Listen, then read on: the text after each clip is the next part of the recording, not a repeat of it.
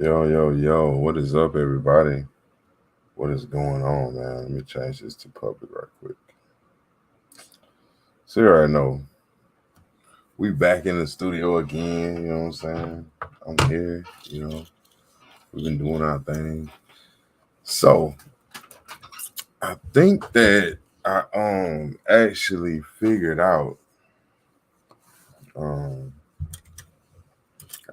I think I actually figured out the video issue. I was online a lot, and I saw a lot of people saying you can't use certain browsers because it won't let the audio play if you try to cross pollinate across whatever, cross platform it or whatever. So, um, I think that now I got to figure it out. So, I'm gonna do is I'm gonna go ahead and share screen. Let's see. Yup, time screen, note, window.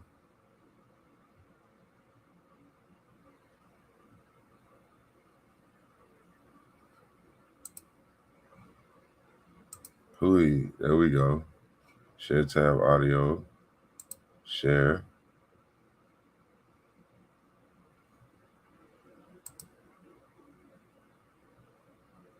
Okay, bet. Now we doing it. Yes, sir. We in the game now. Yo, that's all I needed. Okay, so look. All right, so now I'm gonna go take this into full screen. So before I start this, okay, let me take this into full screen first, and then so you can see it. All right, so check it, man. Let's see, I'm gonna remove this from the thing right now. I'm gonna add it back to the stage. Shout out my dog JD, man. You know what I'm saying? Put me on and all that. But look, so things getting crazy, man. Things getting real crazy. Like, you know what I'm saying? I'm gonna show y'all some other screens that I have pulled up as well, and I'm gonna share those with you so I can let you see. Like, if you look at the flight, I mean not the flight path, but the path that Helene took, um, you look at how you know the oceans are getting warmer, the land is shifting around, like and a lot of these things that are happening are in alignment with paths where Indians were done wrong. A lot of sundown towns along Helene got decimated. Sundown towns in Tennessee were flooded, destroyed, as well as the fact that they're not even going to have, import of anything to come in to fix it. So, I mean, maybe it just could be me, but it does kind of seem like, you know, something is trying to return back to somebody. Let's just leave it there. So listen, if you've been following, you know what I'm saying, I've been talking about the Mayans, talking about the Timucua Indians, talking about Jekyll Island, talking about how all of these calamities going on around the world are related to the people of America, the true people. And it's very interesting because, you know, there are things that come along with, you know what I'm saying, trying to elevate yourself. You get resistance. And the resistance at this point should be expected. See, that's why it's important for people to go through things, through life as they're growing up. Like how they saying now, they want to try to eliminate bullies and all this. They actually prosecuting children that have been bullying other kids. But bullying people is what gave people their sense of personality and who they was. You know what I'm saying? Like, you kind of knew what your social order was. You know what I mean? Like it was natural. Like people pick on each other. It's just normal stuff. But the world has now come to a place where it's getting more and more difficult to figure out where we're supposed to be and where we're supposed to be going. You know, um, and the systems that have been set up in place have a lot to do with why our minds work this way. You know, so again, like I said, we was talking about the Timucua Indians, talking about Jekyll Island. Talking about how all of this calamity and stuff relates to the Indians, and how all this calamity and this chaos is going on is correlated also to the return of what was taken. So I'm saying, see, when you're dealing with a certain group of people, or you're dealing with um, certain people would curse you, and it's been known. You know what I mean? You don't mess with the voodoo lady. You don't mess with this type of person. You don't mess with that type of person because you'll carry a curse. See, the thing about it is that as our people begin to wake up, these so-called powers that people keep saying gonna come online, you're gonna see they're gonna start coming online slowly but surely. A lot of our families have the gift of gab. I know a lot of y'all have heard that out there before. The gift of gab. And that gift of gab, when given high spiritual powers, is the ability to curse people with the tongue. Curse and bless with the power of the tongue. Okay? So when you get these people activated on a higher dimensional plane, because that's literally what all this chaos is stimulating, the activation of the bloodlines of the Most High, the fallen bloodlines, the ones they call fallen, the one they said blended with the, Nephilim and all that.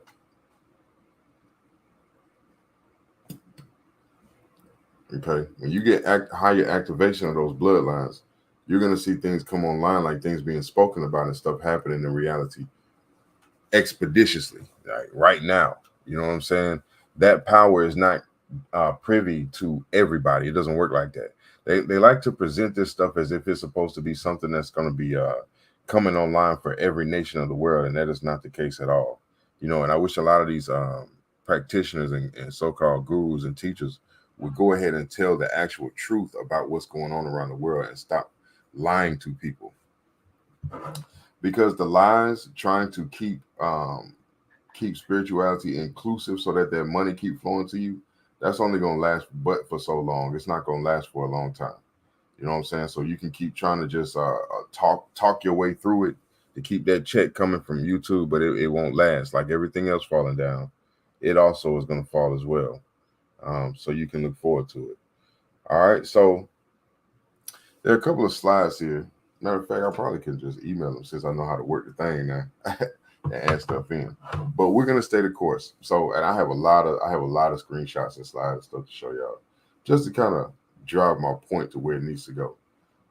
That all of this, everything that's going on in this world today, is because it is due to the truth about the Indian bloodline must be revealed. It is, you done built a whole world.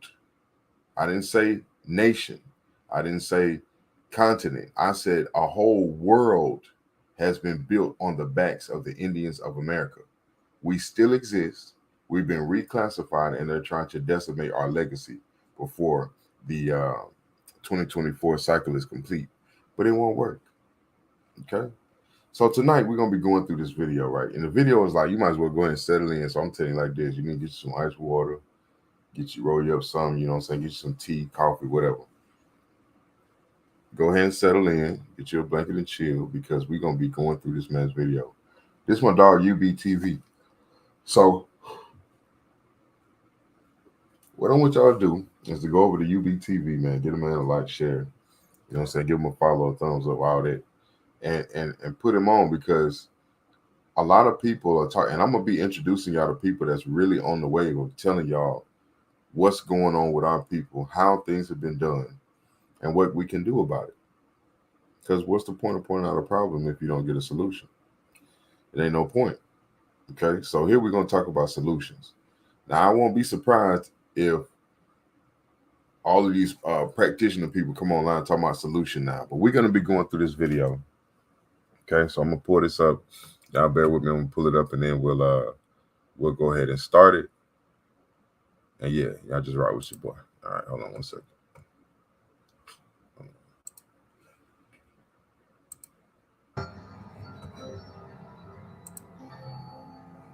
Let me know in the comments if you can hear that.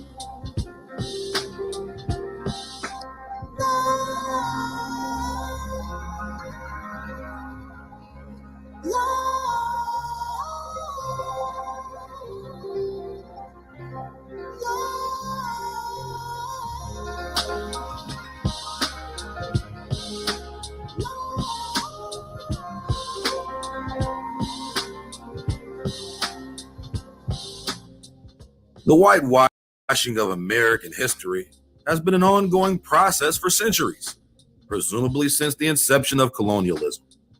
Hordes of certified charlatans have fought endlessly to bury the ugly black truth. Even today, several institutions are built upon layers of deceptive historical fuckery. The foundation of this deceptive historical fuckery is the fallacious idea that all so-called black people or Negroes were brought to the Americas from Africa. They want you to think that every Negro that has ever been on the continent was brought as a slave from Africa. And America was virtually uninhabited, unless you count the small bands of Siberian savages who apparently walked across the world through the snow to discover a vast land unoccupied by one single person.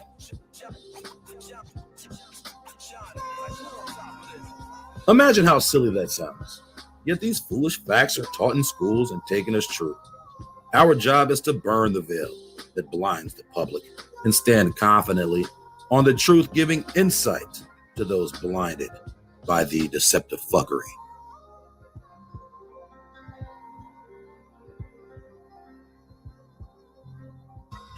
The books were cooked long before the Lambda Calderon put the Mayan manuscripts on the burner. But now we finna write our own book and cook their ass.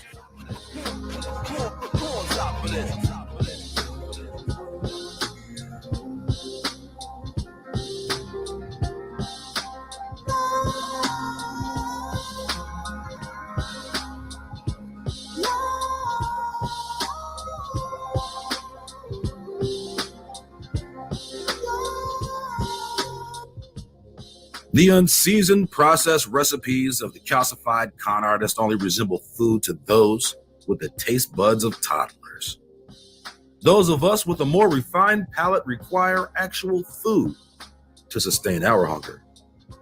Expecting the food being cooked by these charlatan chefs at these universities and institutions to be of any quality is like expecting Kamala Harris not to say anything stupid. Unburdened by what has been. Some things are inevitable. That's why we just cook at home, because we are tired of eating their bullshit. I do think of bacon as a spice. I do think of bacon as a spice. I do think of bacon as a spice. A heaping pile of bullshit lies, not just about history, but about culture, race, and creation. In this episode, we investigate the lies surrounding the Olmec and Maya civilizations, their connection to Egypt, and uncover the true race of the Mayan.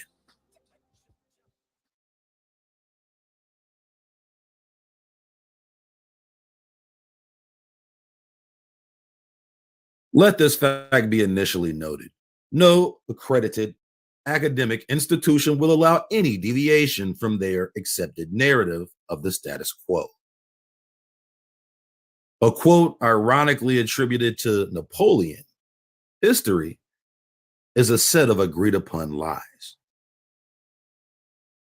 But whose agreement are these lies upon?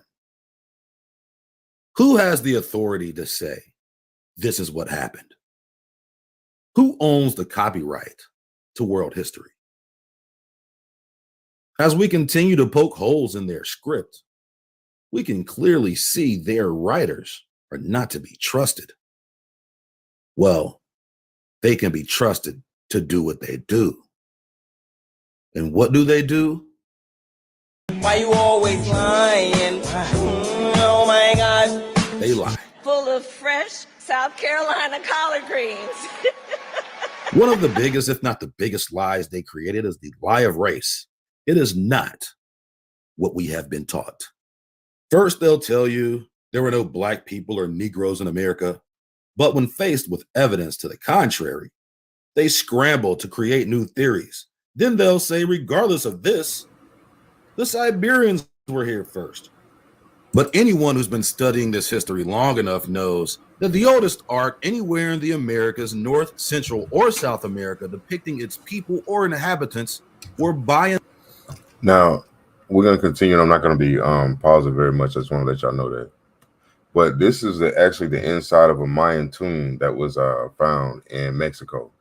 Okay, so all of the people that are on the walls, you don't see any light skin, yellow skin. You don't see any, and these are the original people of the Mayan. So if you're looking at these depictions right here, they're gonna try to tell you that, oh, these were Africans. I guess they can relate it to the closest, but these are not Africans. You can tell by the mode of dress. So what we're looking at is clues that's going to relate you to the fact that everybody that was in the original people of the Americas were already melanated. They were not imported, and they were already right here. All right, so I'm going to continue. In large depictions of Negroes, aka black people, purposely miscategorized as Africans. But this isn't just an argument about race, but rather an exhibition of erroneous behavior by the powers that be, and the falsification of race in the academic setting as a key component of that erroneous behavior. And that erroneous behavior is indicative of a larger conspiracy to hide the truth and falsify history.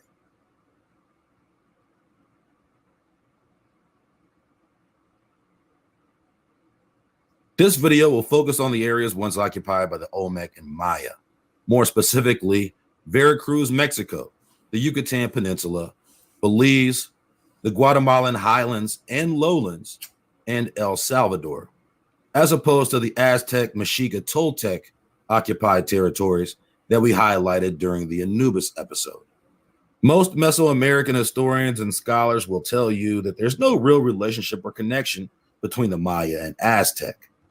The accepted chronological record leads most to believe the Olmec and Maya were settled long before the Aztec are said to have arrived in the Central Valley of Mexico from their assumed migration from the north. The origins of the Olmec and Maya are more mysterious. Unlike the legends of Aztlan, no one knows exactly where they came from or where they went. Why is it that these so-called historians say there's no connection between the Aztec and Maya? Why are they trying so hard to dispel this connection? They are closer to each other than Miami and Jacksonville, and coexisted during the same time, at least from the beginning of the Aztec, which they say is around the 1300s, until the fall of the Maya in the late 1600s. But let the charlatans tell you, they've never even seen or heard of each other, much less had any real relationship. How plausible is that? But we're not here to point out holes in this more than unlikely assertion necessarily, but rather highlight this no contact, no relationship fallacy as a template for the charlatan mode of operation moving forward.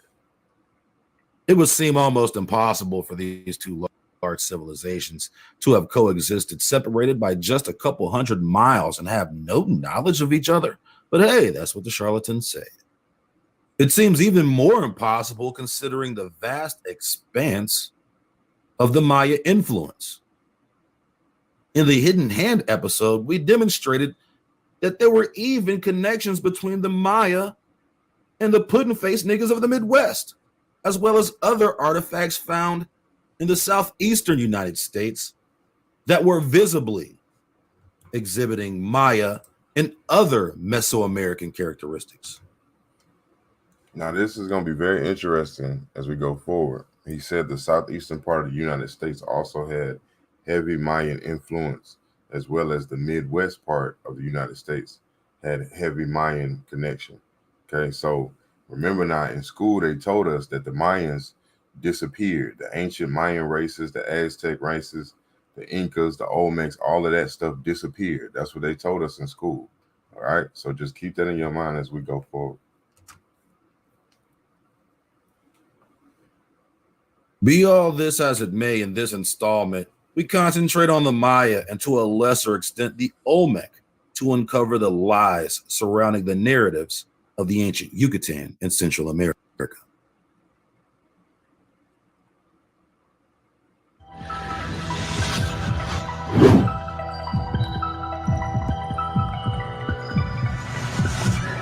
And you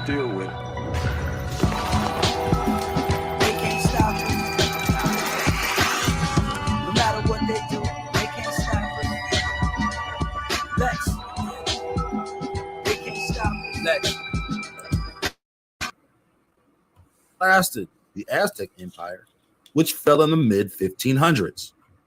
The Maya are said to have lasted at least until the late 1600s.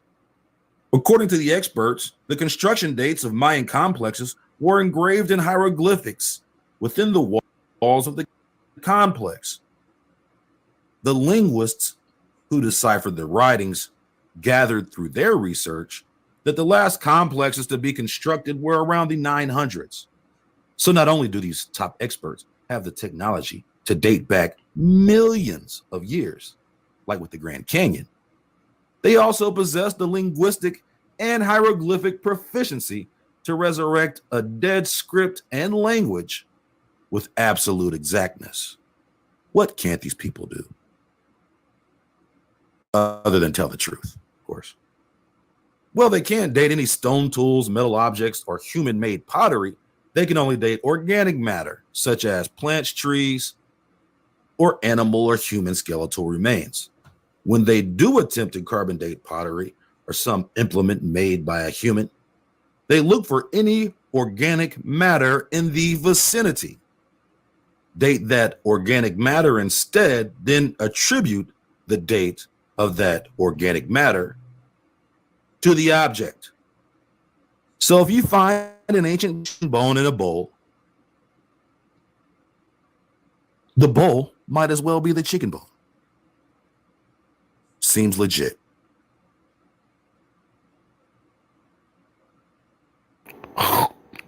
No need to mention the numerous inaccuracies radiocarbon dating is guilty of producing.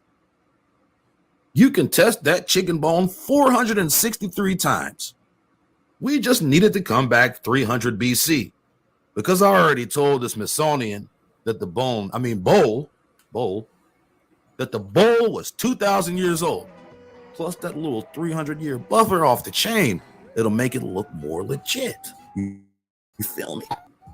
As claimed by their dating sources, the earliest Mayan settlements sprang up around 1500 BC in a time they call their pre-classic era, which lasted roughly until the year 250 when they supposedly entered their climax during the classic era from 250 to 900. After 900, they call the post-classic era. Those same dating sources say the Olmecs rose up around the year 1200, and yet somehow historians say the Olmec are the mother culture for all other Mesoamerican civilizations, including the Aztec and Maya, although they allegedly had no contact. The Olmec occupied the Mexican state of Veracruz, apparently at the same time as the Maya, lived in the neighboring Yucatan, and just like the Maya, no one knows what happened to them. They weren't even discovered by the charlatans until 1850, which was far too late in the academic game to fabricate an Olmec post-colonial slave narrative. Now, as the charlatans put it, if the Olmec are supposed to be the mother culture of Mesoamerica, shouldn't that mean that they were the first people to occupy that land? And if that's the case, does that mean that they're saying that this part of the world was completely unoccupied until 1500 BC? They paint themselves into a fine corner with all of this totally legit scientific information. Their precision impeccable, their ethics invisible. What would happen if one were to discover or ruin in Olmec or Maya territory that would predate 1500 BC? Then what? Does the entire timeline all of a sudden change? And if it changes, what good was your chronological bullshit to begin with? It's good for dating organic material, apparently. So take corn, for example, in which they claim it can be accurately dated, as maintained by their dating sciences. Corn was first domesticated and harvested on large scale in Mexico 9,000 to 10,000 years ago. But who were the people harvesting the corn? Couldn't have been the Aztec. They weren't even a thing yet. Couldn't have been the Maya or the Olmec. They weren't a thing yet either. So who? Oh, that's right. It was the Siberians. Man, those darn Tartarians. The backbone of any good science argument should always begin with the monkey man cave migration. They brought their Siberian corn seeds across that ice. My bad.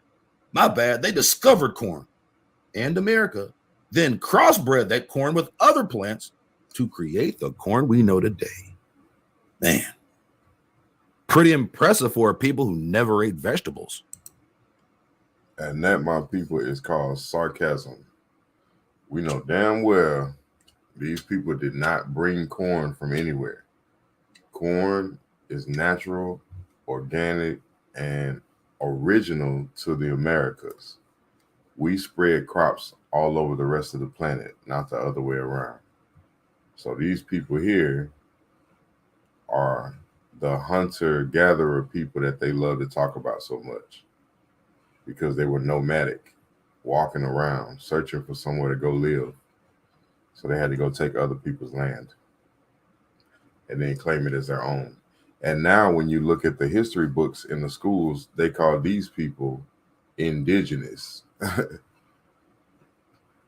These people are indigenous. But you'll notice, as we progress, they're going to start to share similarities with different groups that also came to occupy different parts of the Americas. It's going to get interesting. Nor had any history of agriculture. Considering the genome home of a brand named Native American is the cold, arid tundra of Mongolo Field,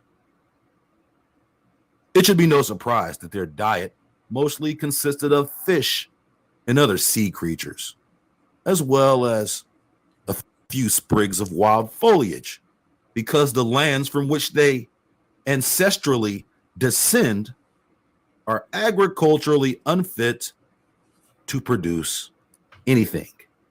That was till they crossed that ice, boy, and went to a place no one had ever been, an entire continent devoid of any person throughout the history of time. And they got that corn popping, boy. And then after they got that corn popping, boy, they was like, hey, man, let's go bang out some pyramids and shit, dog. But before we do that, let's go make some big-ass statues of some niggers to throw everybody off in 5,000 years. Shit will be hilarious.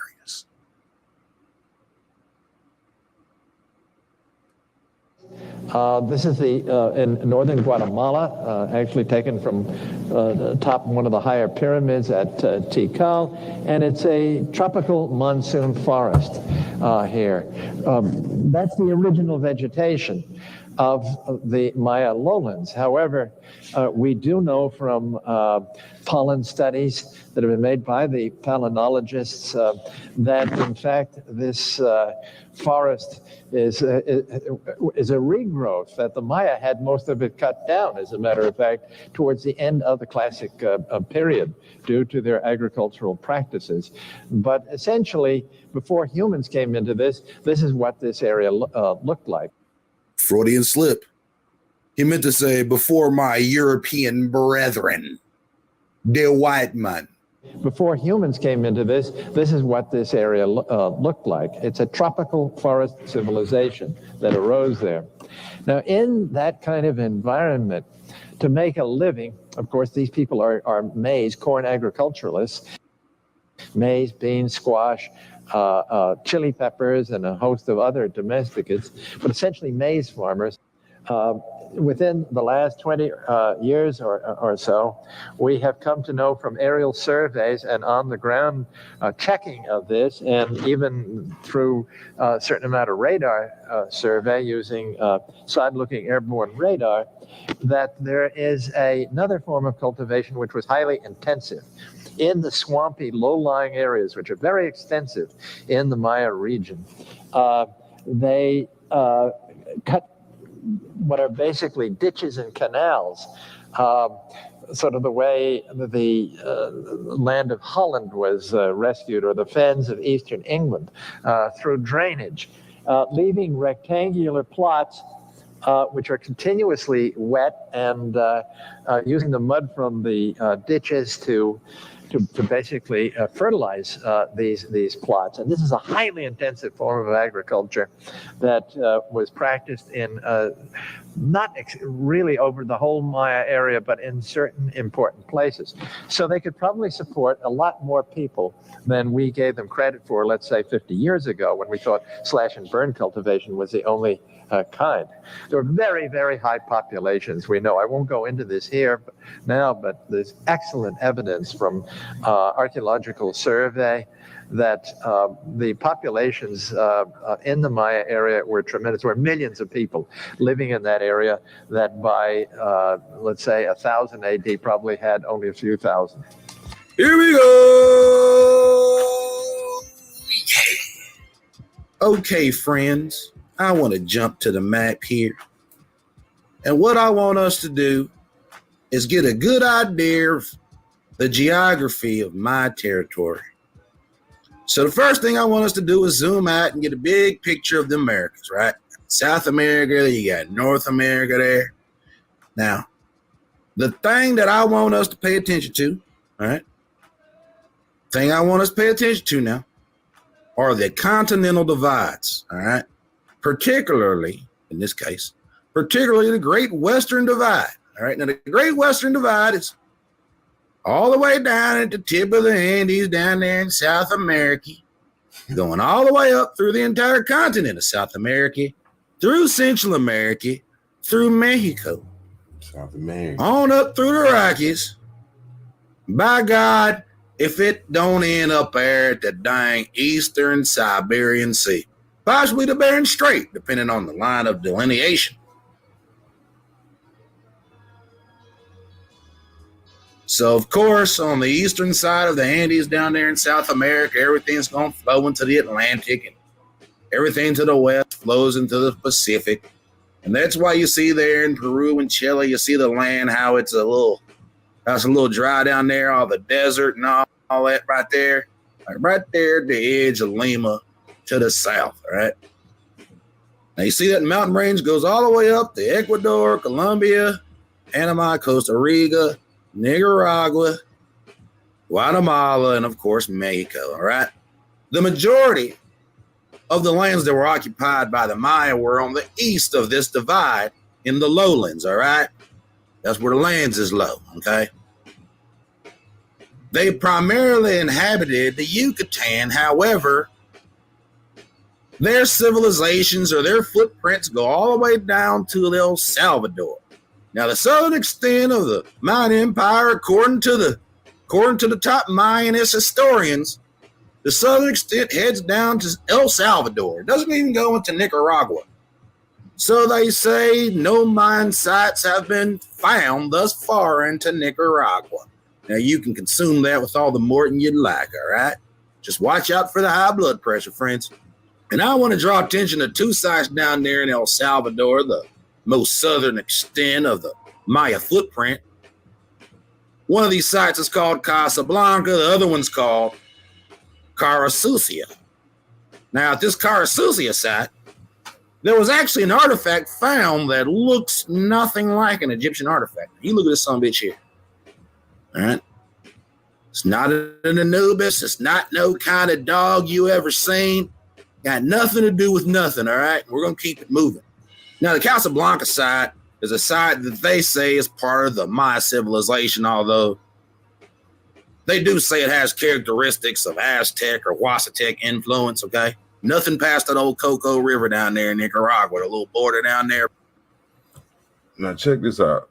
This is a mound that's down there in Casablanca right now. Now, if you go right over there to, matter of fact, because a lot of us, we pass by going to Destin. So if you go over there, Fort Walton, that area over there, there's literally Indian mounds that are over there in that area that are sectioned off that look exactly like this. And you walk up to them, I see a lot of these mounds, you're going to have grass growing up because, you know, they, over time, you know how nature do. So you see a lot of grass growing up on them, but the shape is, you cannot deny the shape. This was not made by a teepee dweller.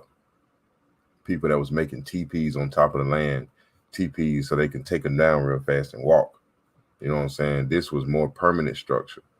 Okay, and you can find these all throughout the southeastern part of the United States and beyond into the United States, into South America, into Middle America and Canada. All right, so we're going to continue. Honduras and Nicaragua's. We won't travel north, all right? So, according to the historians, the most northern extent of the Olmec/Maya civilizations. So, now, as I was explaining the extent of the Southern Maya Empire, that doesn't necessarily correlate with the old Olmecs, you know, the rubber band mans up there in the northern part, okay? So I'm saying all that to say that the Olmecs, there's right there in that little elbow down there, the Yucatan, okay? Now, the most northern extent of the Olmec/Maya influence was probably El Tayin, all right? That's a nice old pyramid up there, okay? Now, the experts say that El Tayin also has a little bit of that Aztec influence, a little Huasatic, you feel me? So, we you know, it's kind of like a hybrid. The further out you go, the more stuff gets hybrided. That's it's probably a genetic thing, too. We're going to keep it moving, all right? It's probably a genetic thing. Now, right here in this little Yucatan elbow, that's where the Olmecs was doing their thing, boy. All right? There's quite a few Olmec sites, all right? You got plenty of Olmec sites over here, you know, with more big heads and more big lip bastards. You got him with the hard P, that Tres Zapote. You know, out this son bitch. You feel me? Now, look at that boy face right there. You got that old Siberian face, man. Got them Tartarian lips there, boy. You got that yak fade, boy. Look at some bitch right there. Looking like a straight Tartarian, Siberian. Looking like he walked across the Bering Strait barefoot, boy. Look at that boy. That boy was permanent. Yeah, man. Tartarian, if I ever seen it. Because, I mean, obviously, he got that Bering Strait face. That Tartarian taper. That Siberian shaper. I can't think of no more. Boy, that's an afro. You got the Inuit perm. You got that Falkland fade. I don't know what the fuck. I don't think that's not right. You got that Aryan afro. All right, I guess there's nothing here. Oh, there's something there. I can't find it, and it's making me mad. I mean, they say they're ball players, but maybe that ball's ping pong ball. Ping pong player. That's basketball, baby. Those ball courts, they were ping pong courts. I bet you up on that helmet, he got a damn flamenco fade. This some bitch got to let it line up. The Moscow mullet.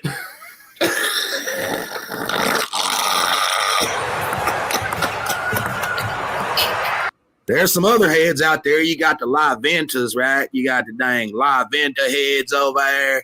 You got the San Lorenzis over there. I don't know much about anything, but there was some old big lip bastards over there on the Veracruz coast, and they was most likely Siberians. Let's keep it 100, boy. What them boys say? Let's keep it 100. That's all I'm talking about. Let's keep it 100. Now, they ain't got the nice face on now. That's them rubber band mans, boy. They say they ball players, boy. You know what I'm saying? They're them they're the Huskies. Team name, they're the Huskies, man. Ping pong player. Since they say that the Olmecs there, they kind of like the mother civilization. They just say everything kind of broke off from them, right? Now, the Yucatan is an interesting place, right? I don't know if y'all ever heard the little thing in school where they said that big asteroid hit the Yucatan, right? And when that son bitch hit the Yucatan, the whole dang dinosaurs just died out, just flopped, just gone. Hey, it was it right there. This the spot right here. By God, Yucatan. All right. Flamed all them dinosaurs up. Stinked in a mug out this mug, boy. Can you believe that? We're not here to talk about your belief in dinosaurs. We're not talking about that, all right? We're not. I can't talk about that right now. But the Yucatan, like I was saying, That big old asteroid hit the dang edge up there in Merida, up there about where they make that bread at, you feel me? Up there in the dang North Yucatan, out there, you know what I'm talking about, out there at the neck, you know what I'm talking about, out there at the neck now once that thing hit, it switched up now, it changed the whole land, boy. The whole land, you know, that's how come they got all them reserves out there. They say that the Yucatan is probably one of the most biodiverse places there is. Got a whole bunch of new wildlife out there. That's after, you know. Yeah, this is very interesting. He's talking about this part because we're going to talk about this in a later video. But what I'm going to bring into y'all understanding is a thing called iridium, and iridium was actually found on the meteorite that fell from the sky in the Yucatan Peninsula. So, which affected the islands, the Americas, Mexico, and South America all unanimously. That's why we have so much biodiverse life in this area in the Gulf Coast. No, all the old wildlife died right there. Right, it's the spot of the dinosaur apocalypse. The dinosaurs died I wonder if Yucatan means dead dinosaurs, dinosaur apocalypse, or the end of the dinosaurs. Well, anyway, they say that Yucatan is one of the most biodiverse places on Earth. All right, they got all kinds of turtles and birds and all kinds of whatnot. The majority of the land out there is limestone. It's that old soft stuff. Got sinkholes and everything. They ain't really got many rivers, okay, but they got them underground rivers, okay, because what them sinkholes do is create a bunch of underground cave systems, all right, a bunch of sinkholes and caverns out there in the Yucatan, boy. And this is where the Mayans was. Now, they was out there with them caverns and sinkholes. They was wild, and you feel me? So you got plenty of sites, man. You can see the vicinity between them and the Olmecs, and of course, you can also see the vicinity between them and the Aztecs, although they say they ain't had much contact with one another. You can believe that if you want to, you feel me? You know what I'm talking about? So out there in the Yucatan, you know, right adjacent to that little elbow out there, you out there at the neck, right? You got several mine sites, man. I mean, come on now. You got Palenque, you got Piedras Negras, you got Pomona, you got Etna, you know what I'm talking about? You got Uxmal, you got Mayapan, man. You got dang Chichen Itza, boy. You got Tulum, boy. You got Tulum out there, boy. Quirigara, you got Copan out there, boy. Now, this is where the majority of the mines was kicking it now. It was out there in the damn Yucatan kicking it, all right? I think one of the more interesting things about this whole mine thing, as you can take a look at their geography, is that they had access to two oceans, all right? They had access to the Atlantic. There's out there in the Gulf, right? And then the western part of their empire had access to the Pacific. Now, at a time when everybody, especially the Europeans, was in the age of discovery and renaming things and claiming things, what thing was they trying to do? They was always looking for old Northwest Passage, trying to find a quick way to India, you know. Apparently they were looking for India, right? Well, whether you believe that or not, we all know that they was always looking for a shortcut. They was trying to cut through somewhere to try to get to the other side of the world. Okay. Now, it's interesting. He said that they was trying to find a path to India. So like I said in the last video, that India Superior was the name for this continent, okay, on the maps. This was called India Superior. Then down here, you had your West Indies down here. This was India Superior. So here you have the land of the Indians. So the Tartarians that he speak about came across the Bering Strait. Some of them came across the Bering Strait from Russia. Others were imported from the Philippines, which he's going to talk about that a little bit later. But this was the land of the Indians, okay? So the Indian people are not the people that imported themselves to this land. The Indian people are the people that was already here. So far, he's already named three groups: the Aztecs, the Olmecs, and the Maya. Okay, so we're gonna keep going. Let it continue. You talk about influence, you being able to travel the world within your own borders without having to circumvent an entire continent, let's say. Wasn't no Panama Canal, boy, at this time. The Panama Canal was Maya territory. I'm just saying all that to say this. By God, that's my geography right there. Learn something, boy. Learn something, boy. So this first contact with Maya urban spaces came in the 19th century. This is very, very late in order to discover a lost civilization.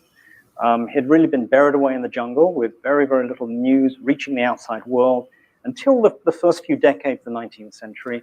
Then you have explorers who are penetrating into the forest. They're following up on rumors of places that they should visit.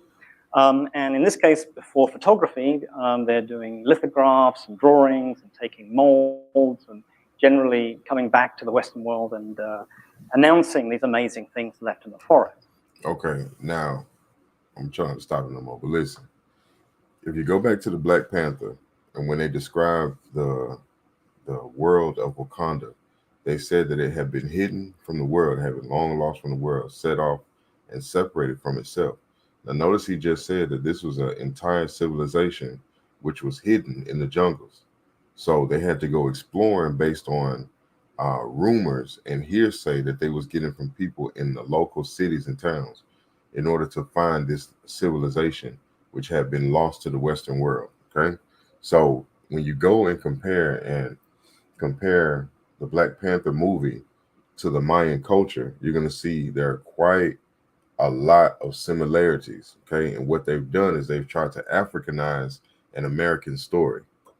Okay, so the melanated people that made up the Wakandan society were not Africans at all. They were Americans. They were melanated, but they were Americans, and they're still alive to this day. And we go up now to the end of the 19th century because this is Tikal, as well excavated as certainly as trees cut down by Alfred Maudsley.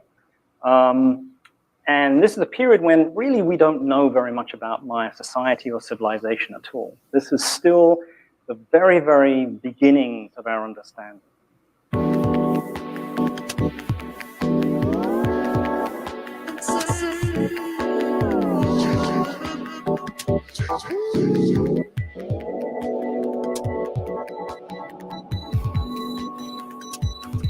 See, check that out. Check out that building, those steps going up. We have buildings right downtown that the steps do just like that to go to the next level. When you see a building like that, that means that there's more underground. And notice how he said this is the beginning of them understanding, because it's not in their blood to understand. It's not, they're not granted access to previous history timelines because it's not in their blood to understand those histories. You understand? So yes, they have a lot of our artifacts at the Smithsonian. They have a lot of our documentation. A lot of it they burned so that we would never gain access back to those worlds. But the rediscovery of these worlds is only going to come through our people, through the right blood. Only the blood can pass through the portal. You cannot falsify the blood and think that you're going to pass through to understand what was before. You know what I'm saying? So that's why a lot of our people cannot get congruent with the truth that's right in front of their face. You know what I'm saying? So you tell them, you sit there and tell them, and they ready to kill you because their whatever blockage is inside of them, it's in the blood. It won't let them access those records. So they call them Akashic records. But what they don't tell you about the Akashic records is everybody don't have access to that. You know what I'm saying? So you have all these people lined up to pay, you know what I mean? And they'll take you so far, but everybody don't have access to the ancient records. All right, so we're gonna continue.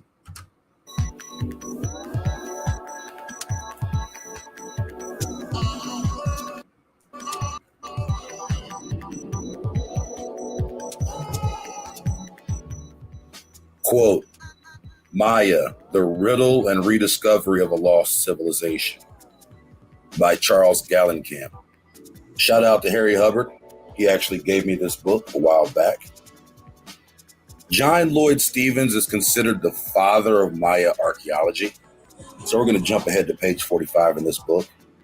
Quote, as early as 1840, John Lloyd Stevens stated in his book, Incidents of Travel in Central America, Chiapas, and Yucatan, that the ruins he had explored were those of an Indus civilization, which developed apart from any outside influences. He categorically ruled out the principal sources of foreign inspiration from which Maya culture might have sprung. I sat out with the proposition that they were not cyclopean, he wrote, and do not resemble the works of Greek or Roman. There was nothing in Europe like them. So far as Asia was concerned, Stevens found little evidence for serious comparisons. He saw no similarity between Maya buildings and those of ancient China or Japan.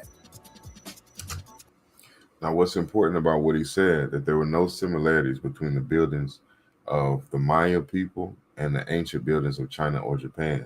Now, you have to understand that the buildings of the China and Japan were heavily influenced by Africans. Okay, the African nobility were the first ones to spread all over Europe and all over that continent, that landmass. Africa, Europe, Russia, China is all connected together. It's all one landmass. So the African nobility were the first ones to conquer that landmass. Okay, they were the ones intermixing with different races of people to create your Arabs, your different Armenistans and Afghanistans.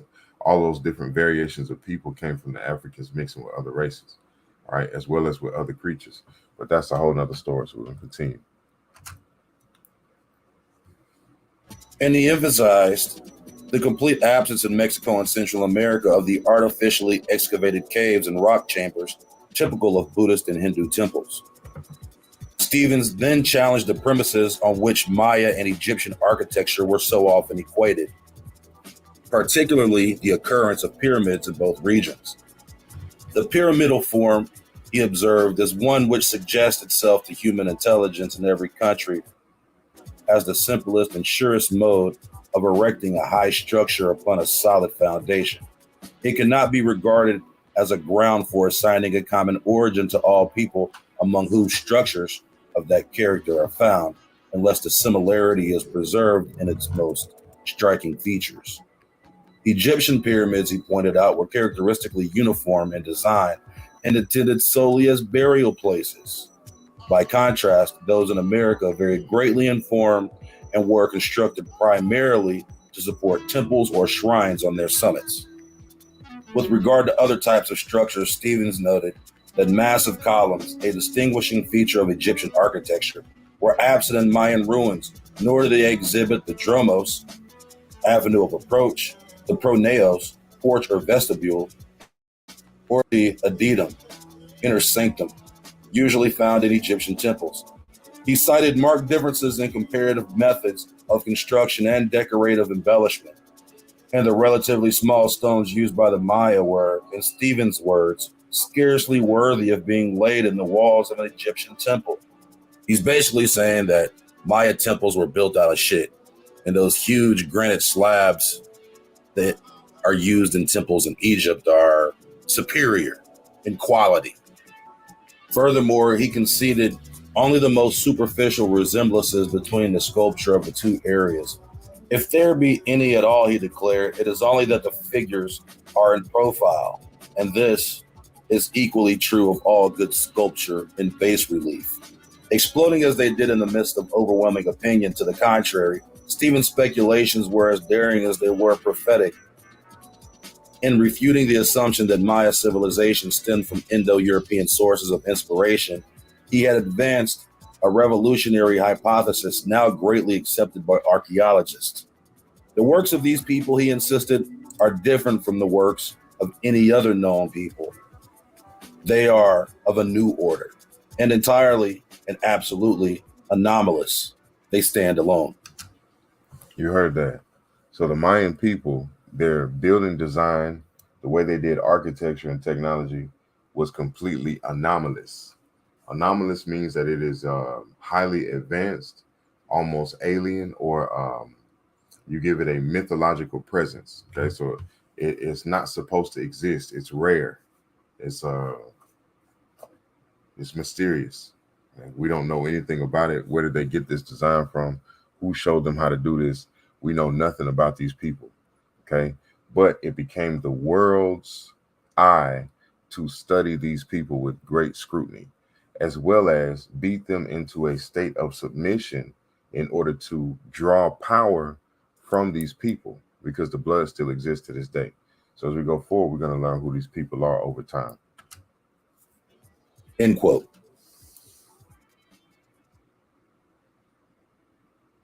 When the Maya ruins were first discovered, they do not look like they do right now. Most of them resembled a mound or a hill of dirt that had been massively overgrown by the forest. All of these monuments have been restored. That means that historians and archaeologists and some architects have used their creative license to rebuild these monuments. So what you're seeing is a result of what they think these monuments look like. And that goes for much of the stele as well. When you're seeing these depictions, many of them have been restored by artists. So even the stele that may look really ornate or intricate, many of these stele have been repurposed and restored. Remember Brigitto Lara, the man who forged over 40,000 Mesoamerican artifacts. Many of these artifacts were whitewashed. He basically remade the face of Veracruz through his art. So when you're seeing some of these depictions, understand what's going on here. Brigitto Lara was faking artifacts, and the archaeologists were dating it in the correct period. They were dated between 200 and 600 AD perfectly. But he just faked it in 1973. What are we talking about? Use your brain, man. Be careful of the more than perfect depictions. So, of course, these people have been accused of whitewashing the early stele. They've been accused of whitewashing the early lithographs and photographs, and or doing the same thing Napoleon was accused of, like breaking the mouths and the lips and the noses off Mayan artifacts. That's why so many of them don't have lips and noses. Everything else is perfect, but the lip and the nose, it's gone. Now, let's restore it. This is what it would have looked like.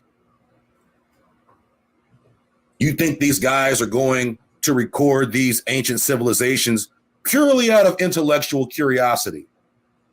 But they are funded by whom? Brigitto Lara was such a good forger, he forged his way out of prison. Hey, man, you've got all these stolen antiquities. Nah, man, those are fake. Watch this. Do. Here you go. Holy shit.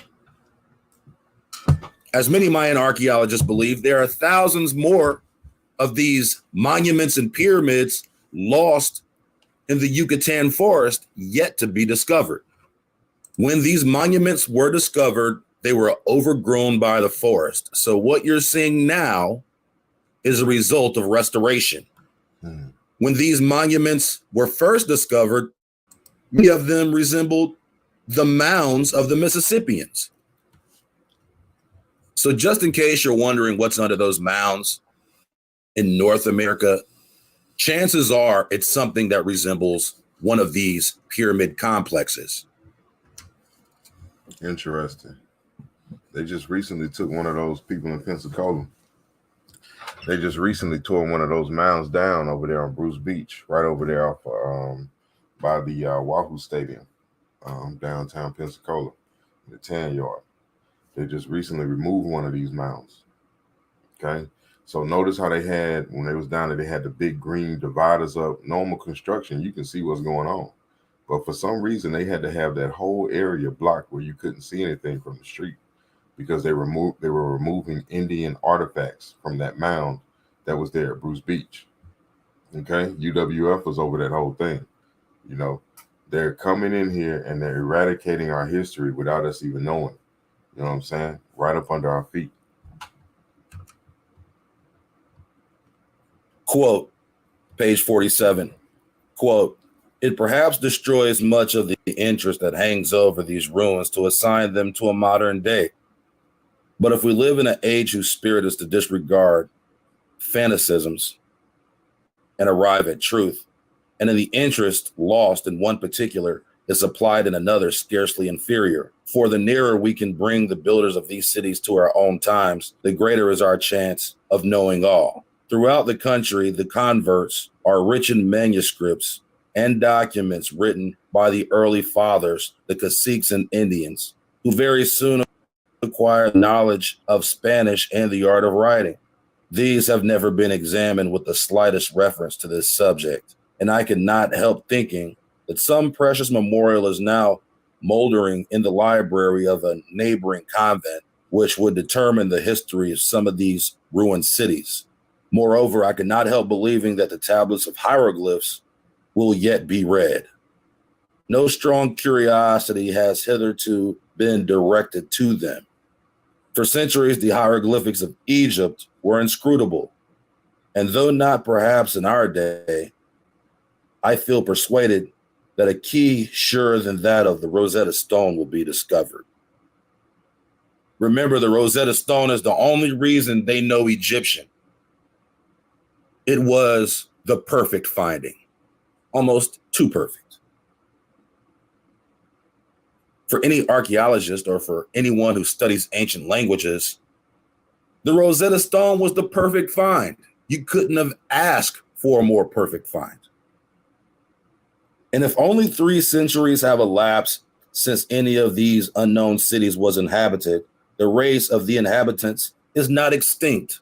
Their descendants are still in the land, scattered, perhaps and retired, like our own Indians, into the wildernesses, which have never been penetrated by a white man. End quote. That quote is from John Lloyd Stevens, the father of Maya archaeology.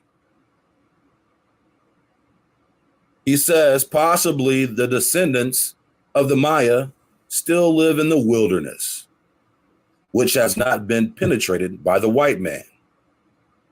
Let's take a look at some of these descendants who still live in the Mayan wilderness.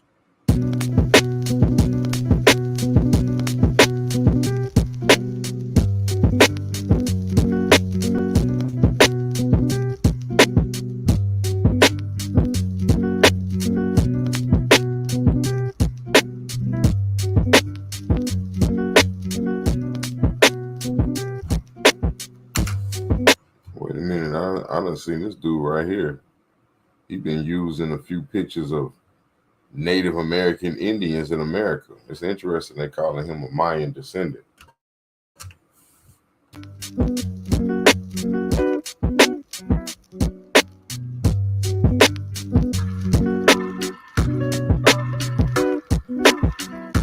Now look at this. We go according to phenotype.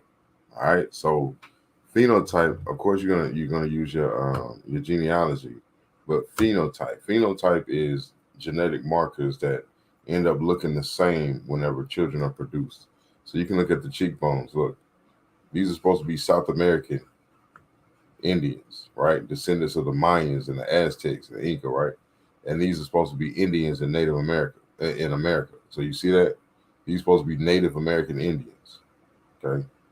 Now look, that look like a Chinese man to me. Look at him. He look Chinese.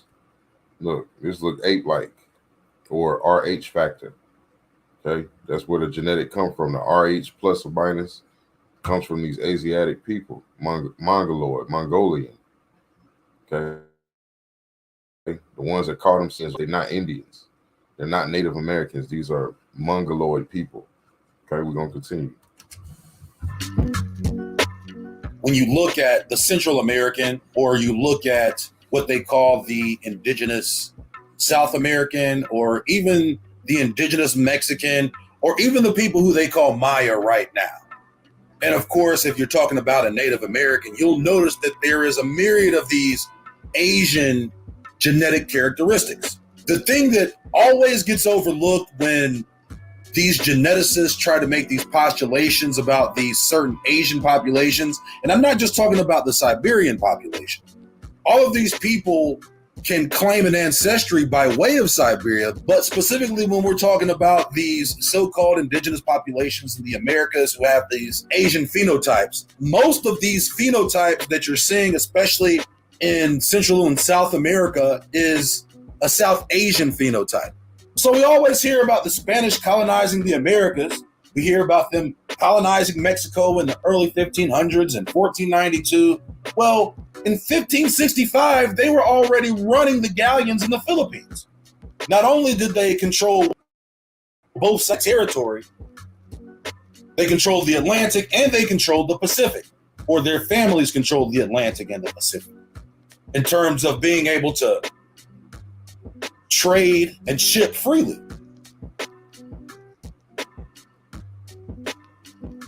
Charlatans Web quote, Asian Mexicans, to jump down just below the colonial era.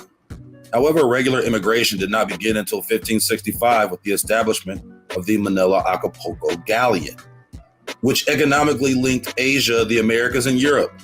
During those 2.5 centuries, many Filipinos, Mexicans, and others sailed from Mexico and the Philippines. Mexicans as soldiers, governors, and sailors, and Filipinos as slaves, prisoners, and crew. Okay, so we're talking about really an intercontinental exchange of people. And of course, there's going to be some mingling going on, right? On these voyages, thousands of Asian individuals, mostly males, were brought to Mexico as slaves and were called chinos or indios chinos, which meant Chinese and Indian respectively. Although in reality, they were of diverse origins, mostly Filipino, but also including slaves brought from the Portuguese or captured through war, like Moros, Muslim Filipinos, Malays, Javanese, Bengalis, and other ethnic groups in smaller numbers, such as Japanese, Chinese, Sinhalese, Cambodians, Koreans, and Timorese.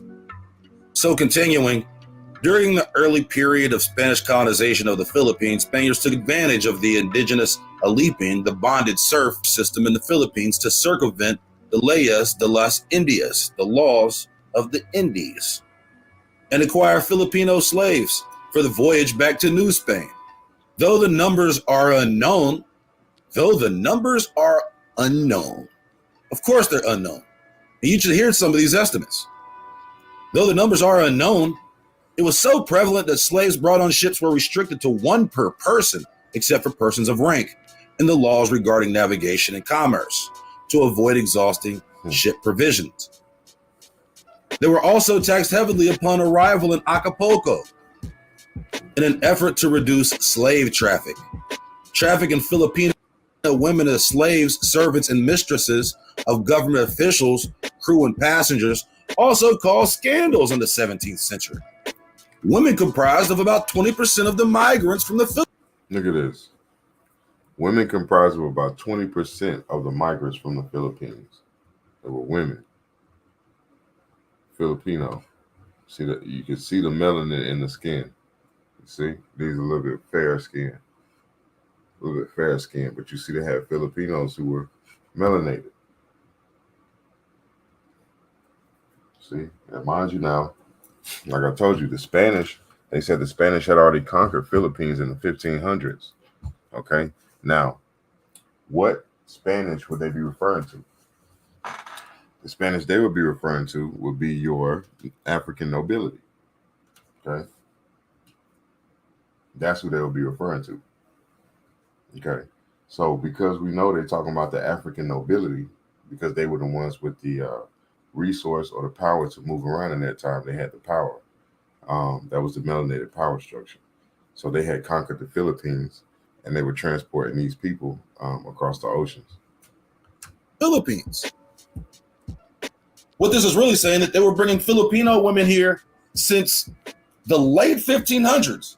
And a primary purpose of these Filipino women were the mistresses for government officials.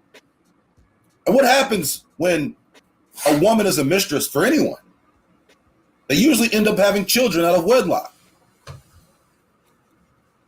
These Filipinos, some were slaves, some were indentured servants, some were mercenaries. They played an important role in the class system. And of course, at this time in colonialism, the class system is based off colorism. And so what you're really seeing with these people is a combination of genetics. And the European or even Spanish genetic marker is a misnomer because there was a portion of their genetic ancestry that was North African. Filipinos were also oppressed in the service as sailors. Due to the native maritime culture of the Philippine Islands, by 1619, the crew of Manila galleons were composed mostly of native sailors. So Filipinos were actually sailing ships for the Spanish under the Spanish flag, many of whom died during voyages due to harsh treatment and dangerous conditions. Many of the galleons were also old, overloaded, and poorly repaired. A law passed in 1608 restricted the gear of Filipino sailors, to rope and aceria, which consisted of a single pair of breeches, further causing great numbers of deaths. Hold on, what is fucking breeches? You mean breeches? Which consisted of a single pair of breeches, further causing a great number of deaths of Filipino sailors through exposure. These conditions prompted King Philip III to sign a law in 1620 forcing merchants to use proper clothing to native crews. During this period, many Filipino sailors deserted as soon as they reached Acapulco. Sebastian de Pineda, the captain of the galleon Espiritu Santo, complained to the king in 1619 that of the 75 Filipino crewmen aboard the ship, only 5 remained for the return. Out of the 75 crewmen that was on the ship, only 5 of them remained for the return back. So 70 abandoned ship and disappeared into the territory of the Mayas, the Aztec, the Inca. They disappeared into the territories. They were imported. So when you go watch Apocalypto, that movie by Mel Gibson, they're literally telling you the story of the imported man. See, the people that was hunting them down would have been the Maya, the Inca, the Aztec. That's why their hair was up when you went into the great civilization of the Maya. Everybody had afros and locks and they had braids and this and the third, because the people were really supposed to be depicted as all melanated or all black people, or what you now call African Americans today. It was us that was hunting them because they did not belong on our land. So many want to come up and try to fight and argue this, but you're literally getting a historical timeline of it, of exactly what happened and how our culture, our original culture, was somewhat whitewashed out of history. That's why when you get a lot of your historical books past a certain date, they don't even talk about the American Indians at all. They act as though the Native American is the American Indian. That started in the early 1800s when they were writing books from that time forward into the 1900s and beyond. They started classifying the Mongolian as the American or the Native American. They could never call him the American Indian. But it's only now that they're trying to start using that moniker on those people. But that's not the truth, and there's consequences that come with that. But in order for that to happen, the real people that are supposed to claim the name Indian are supposed to stand back in their power.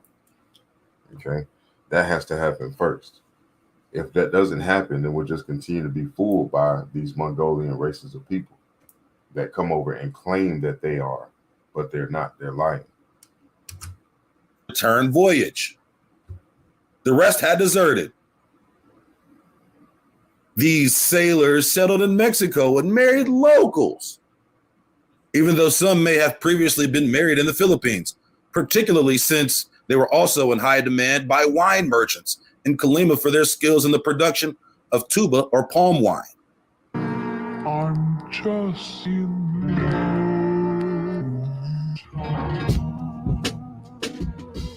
The estimate of the number of Asian immigrants during the colonial era ranged from 40,000 to 120,000. It's actually a lot more than that. Way more than that. Way more than that. And you'll notice that this is where the citation ends By comparison, during the colonial era, Mexico received about 500,000 Europeans and 250,000 Africans. Oh, really? Only 250,000 Africans throughout the entire colonial era.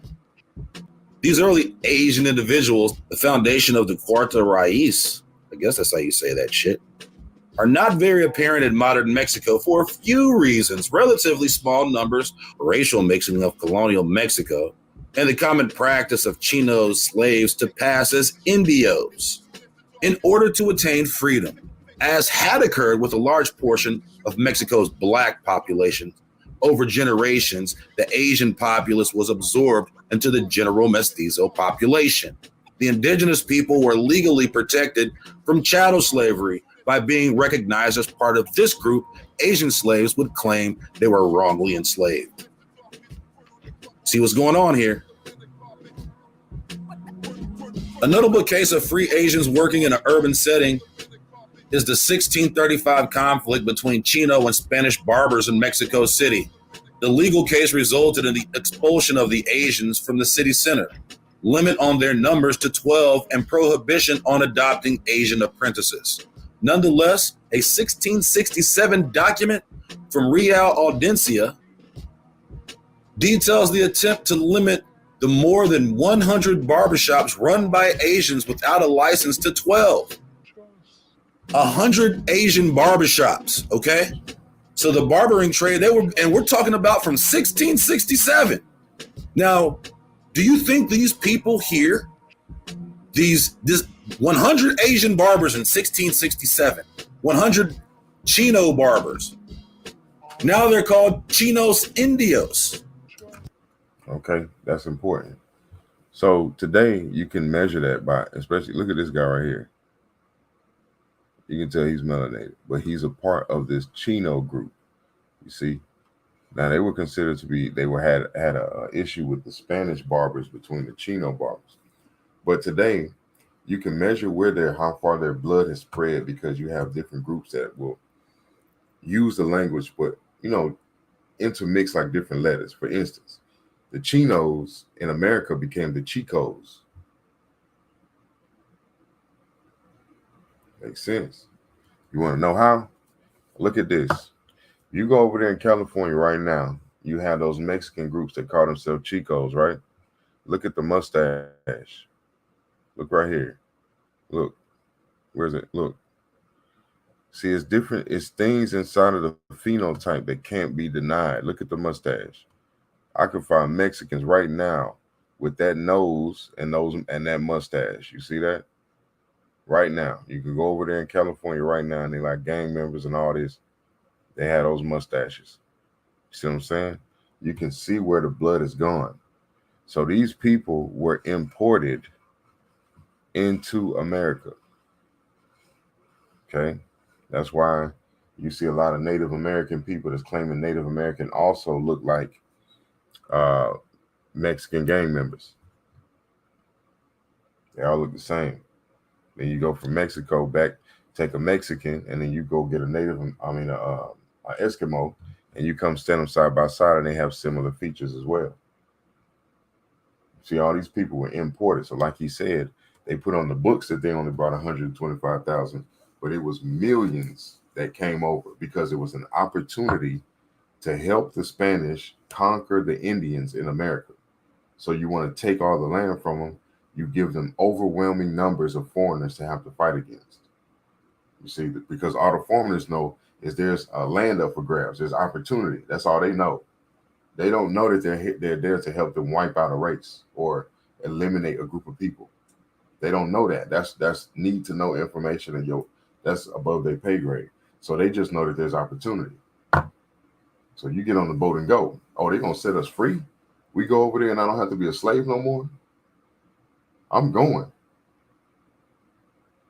And they're gonna give me some land, and they're gonna do this, but they don't know what they're causing. See, like I said, this has been a hot potato.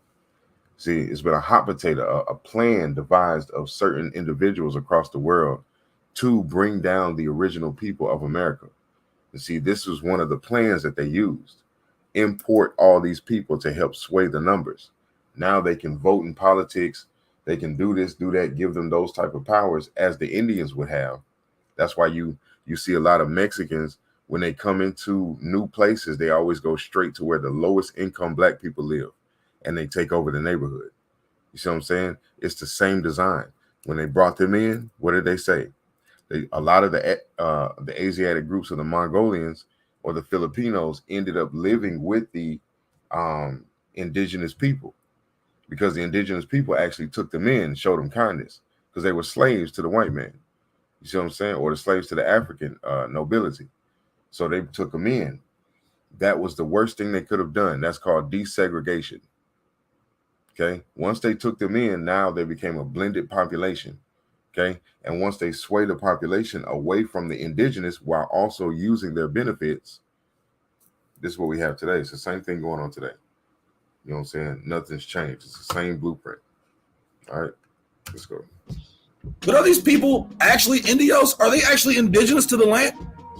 If you were to look at the population of people today that they would call indigenous to these areas, who are they really descended from?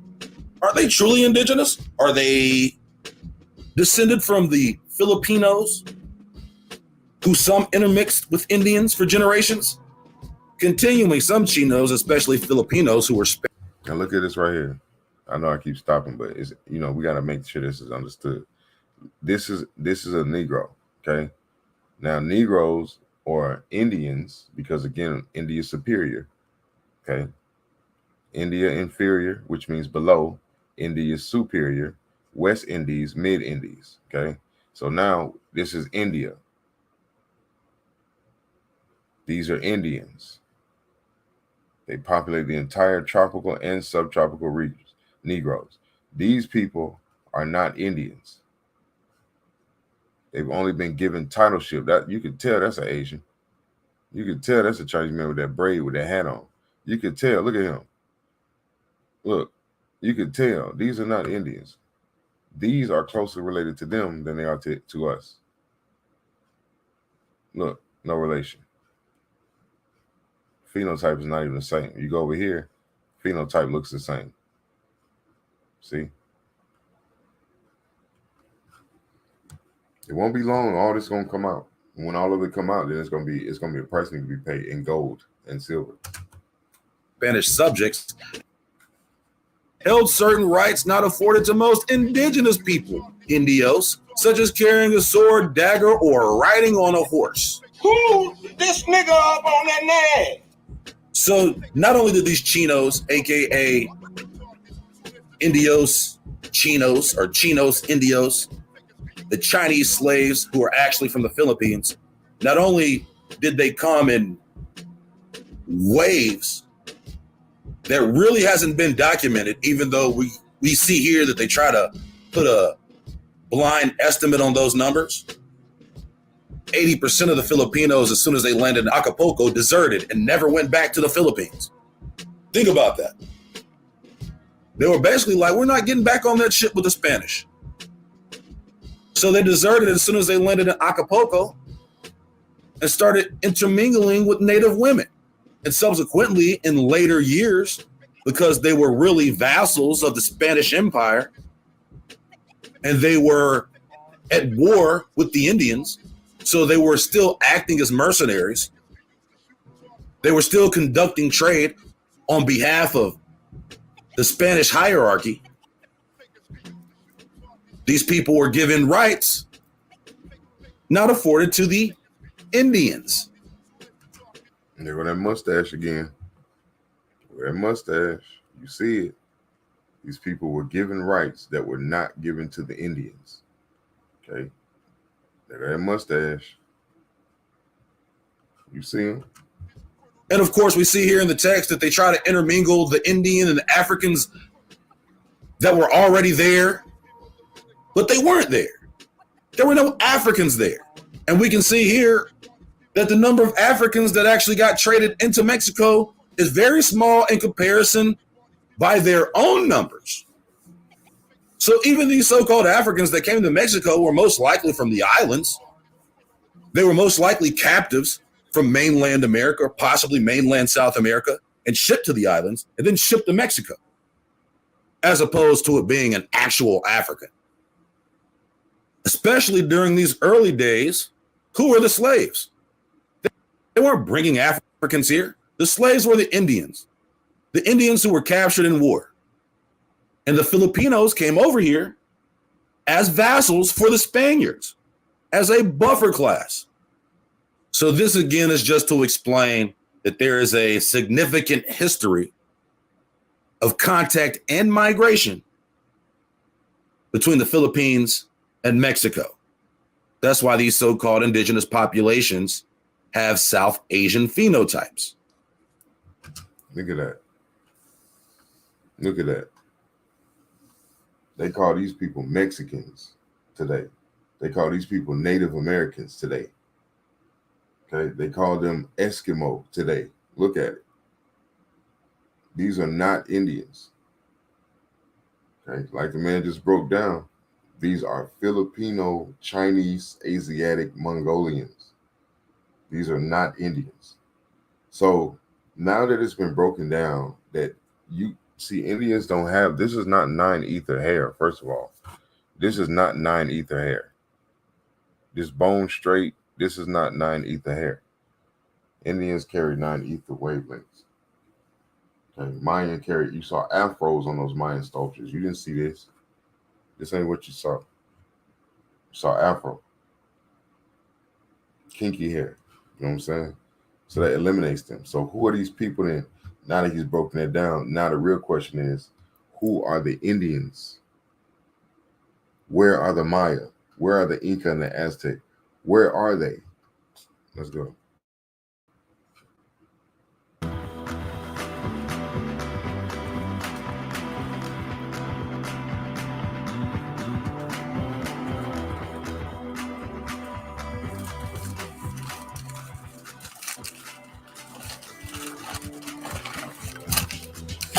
What was the race of the Mayan?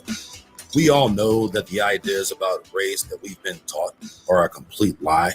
Skin color is not a determining factor for the distinguishment of race, or more appropriately called genetic ancestry.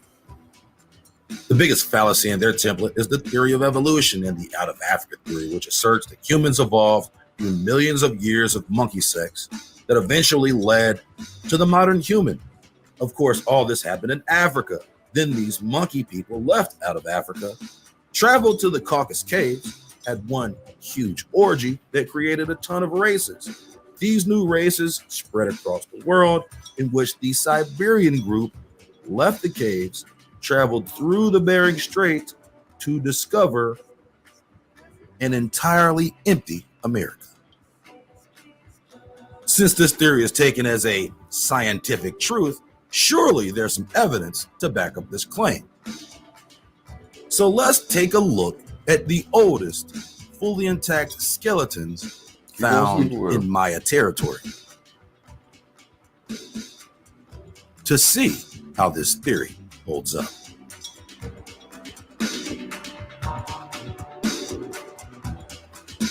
Keep on.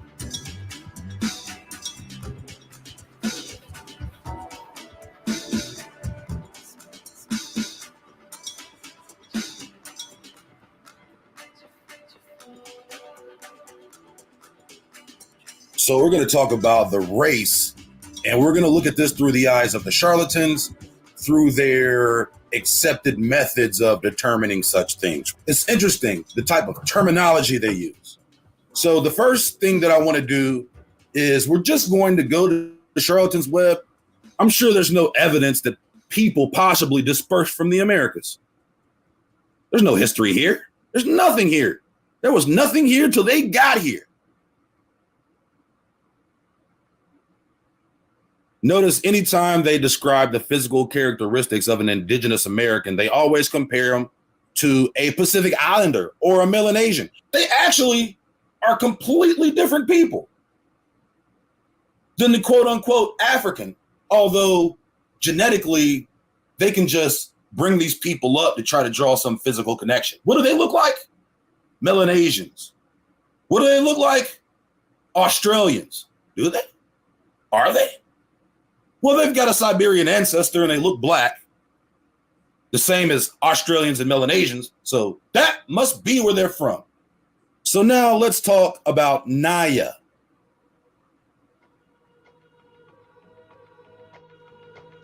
So Naya was found off the coast of the Yucatan. And of course, the Yucatan being right there in Maya territory. So we have Naya, who was found near the Maya, except for the Maya didn't exist. Weren't even a thing at the time.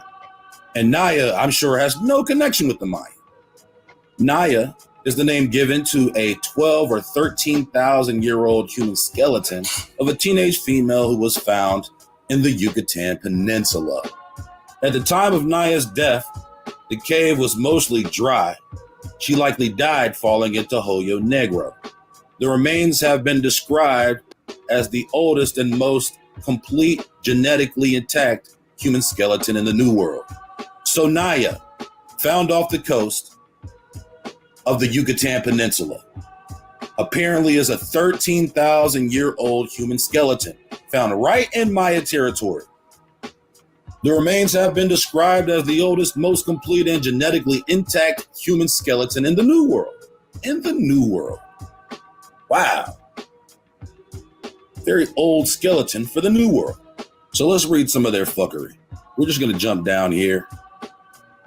We're still on Charlatan's Web. Evidence from full genomic studies suggests that the first people in the Americans, both Paleo-Americans and later contemporary Native Americans, diverged from ancient Near East Asians about 36,000 years ago and expanded northwards into Siberia, where they encountered and interacted with a different Paleolithic Siberian population known as the ancient North Eurasians, giving rise to both Paleo-Siberian peoples and ancient Native Americans, which later migrated toward the Beringian region, became isolated from other populations, and subsequently populated the Americas. So what we have here is we have all the charlatans saying that the source population for the Americas was out of Siberia. How true is this? And notice every time they want to describe the physical characteristics of an ancient American, they always have to use Austro-Melanesian. They have to use South Pacific Islander. They have to use an Australian. The reason they do that is because no one was ever here. And you can resemble anything but an African. And for some reason, the only bodies they've ever found are Siberians, apparently. They have to use craniomorphology. And then what happens? It's like, oh, I don't know, man. This person kind of looks like they're black. All right. Let's test her again. We need a Siberian ancestor. She just needs to have 0.01% Siberian. Just a little. She just needs one Siberian ancestor. And for those who know me, and of course I do biblical studies, and if I'm saying that America is the ancient Holy Land, of course, America has been a melting pot of ethnicity since people. That's my argument. When I'm saying America is Egypt and I say America is the ancient Holy Land, that includes all the populations of the ancient Holy Land and all of their different ethnicities. America's Egypt is really America's Mitzrayim. America used to be Canaan. America's Philistia. America is Ashur. America is Assyria. America is Babylon. America is Israel. So it encompasses a lot more layers than just a single homogeneous race separated from everybody in the world, as opposed to the way people look at the other side of the world. And it was almost like Africa is the Garden of Eden for different species. Just in case you get lost in the sauce, America is the ancient Holy Land. When I say America is Egypt, I'm also saying America is Israel. America is Jerusalem, hidden in the thicket of the forest out west, in an area larger than Israel that no one can step foot in.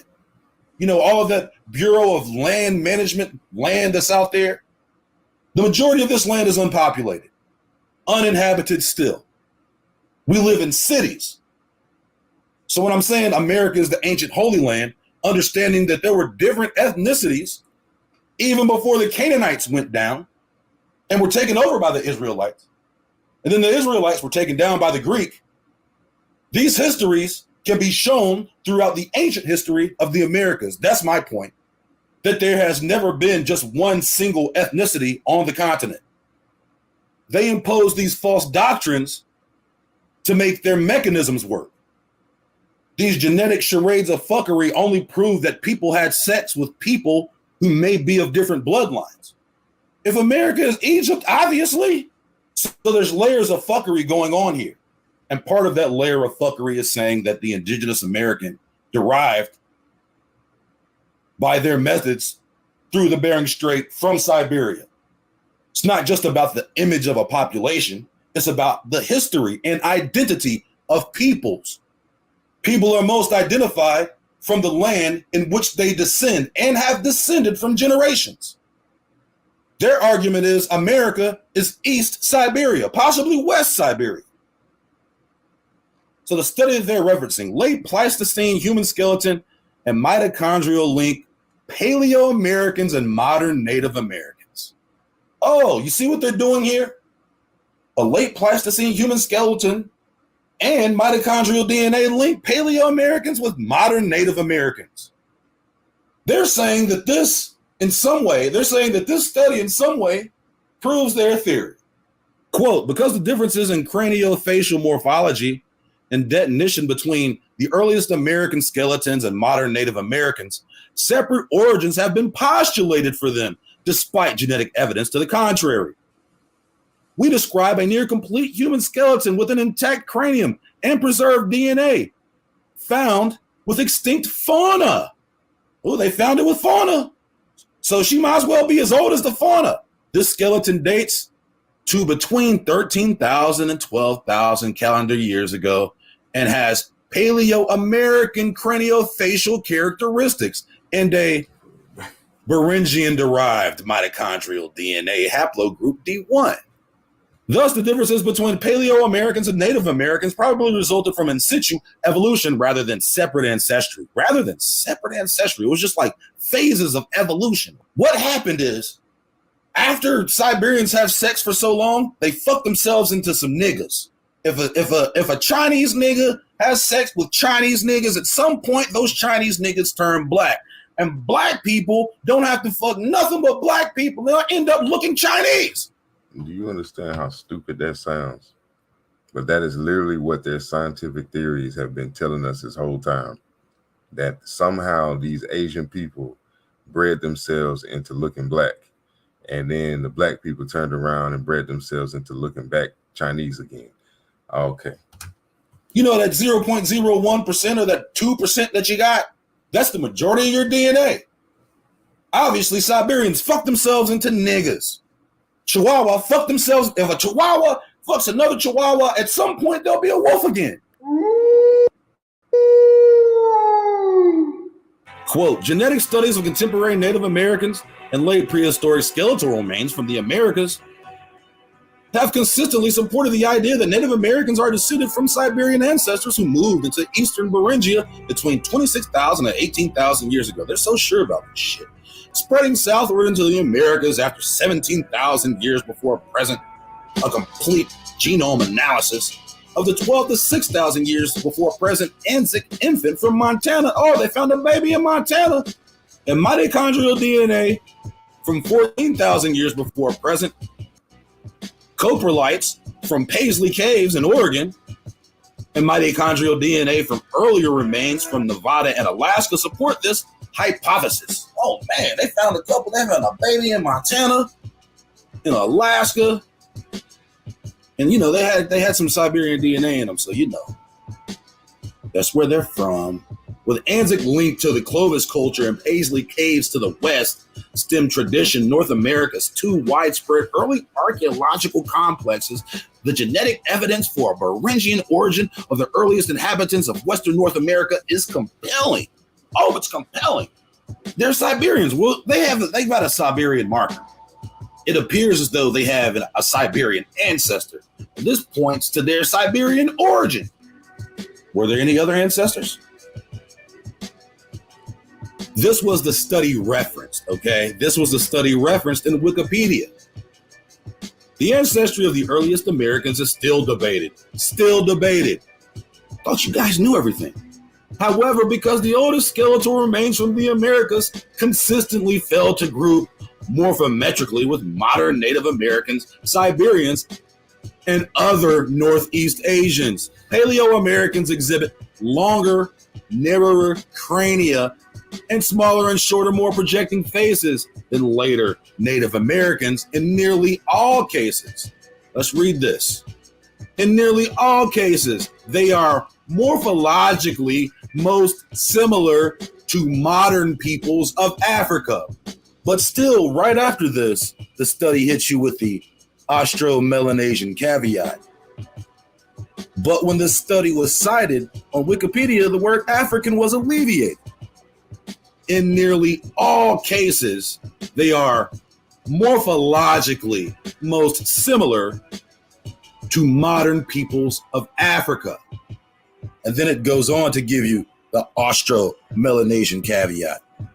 This is in reference to Naya, found in the Yucatan Peninsula.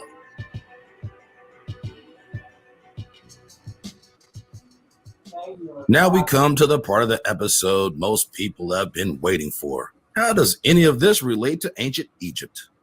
First and foremost, we're just going to skip over the part about pyramids for now. Because not only is it low-hanging fruit, it's also possibly the most superficial point in connecting ancient America to ancient Egypt. There are indeed pyramids in Europe and Asia, so just having pyramids itself doesn't create a strong enough point to hang an argument on. The most credible way to make these associations is cultural practice. What are the traditions among the Maya that parallel what we've been told about ancient Egypt? One point made in an earlier episode that can just as rightly be applied to the Maya, as well as the Egyptians, as well as the Mexica, the Toltec, the Udo, Aztec, and Nahuatl-speaking tribes of the Southwest, as well as the Mississippians, is the role of dogs in funerary traditions. Anubis, the dog-headed god from the Egyptian pantheon, according to Egyptian tradition, is the guide of the underworld and accompanies the soul after death. This tradition may never be more true than with the Maya, who sacrificed dogs as a common tradition of their burial rites.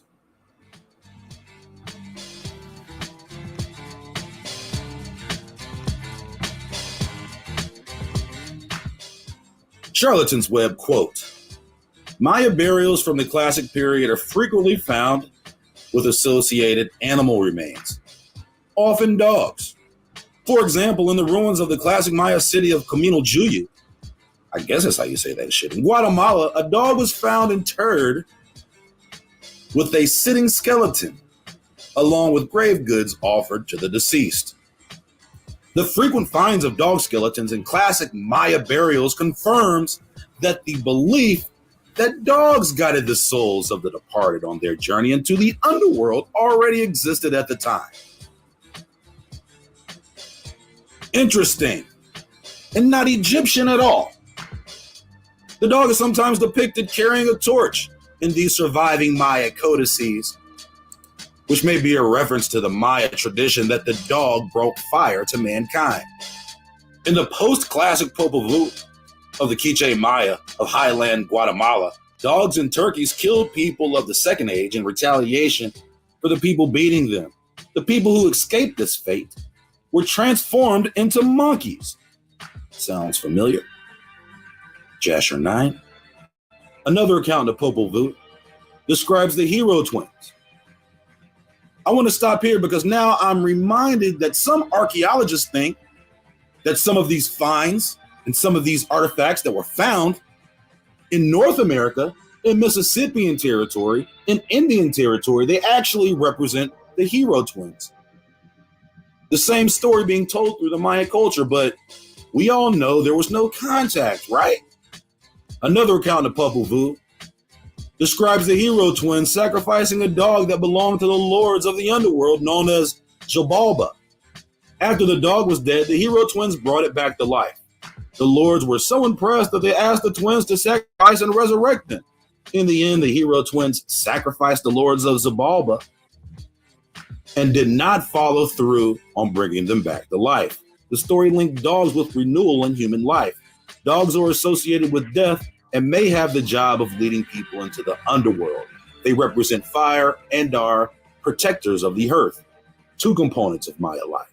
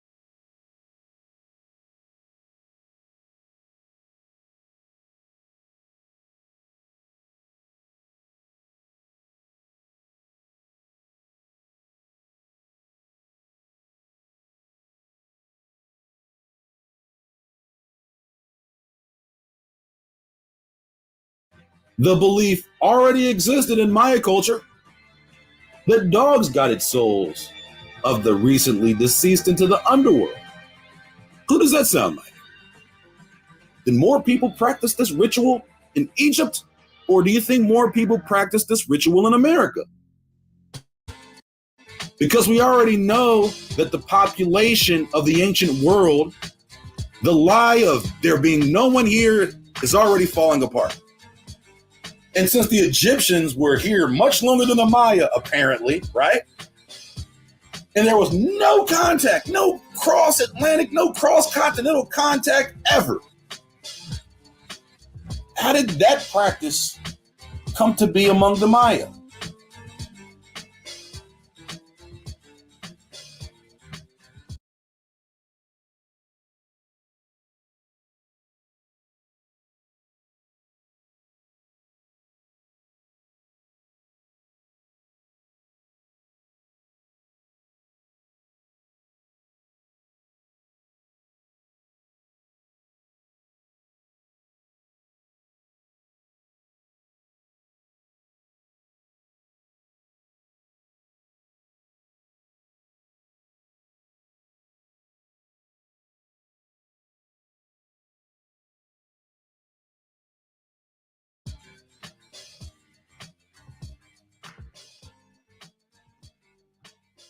Here is a Mayan picture depicting, well, other than Siberians, this is a Mayan picture depicting a funeral procession. Do you notice anything peculiar about this picture and non-Egyptian at all? If you notice here, under the deceased person, there is some sort of animal. But right up under there is a dog. That doesn't look like anything from anywhere else. And it definitely wasn't first. Okay, this was more primitive, yet later in time. Because, you know, these people they're primitive. You see their shitty monuments? They're terrible, right? They're nothing like the Egyptians. This dog here, that's actually not a dog. That's some sort of it's a aardvark. I don't know, but it's not a dog. And if it is a dog, it don't got nothing to do with Egypt, my nigga. I just want you to be clear on that. All right? It's a dead man and a dog in a procession, along with the legends of dogs guiding the souls to the underworld. Don't mean nothing, boy.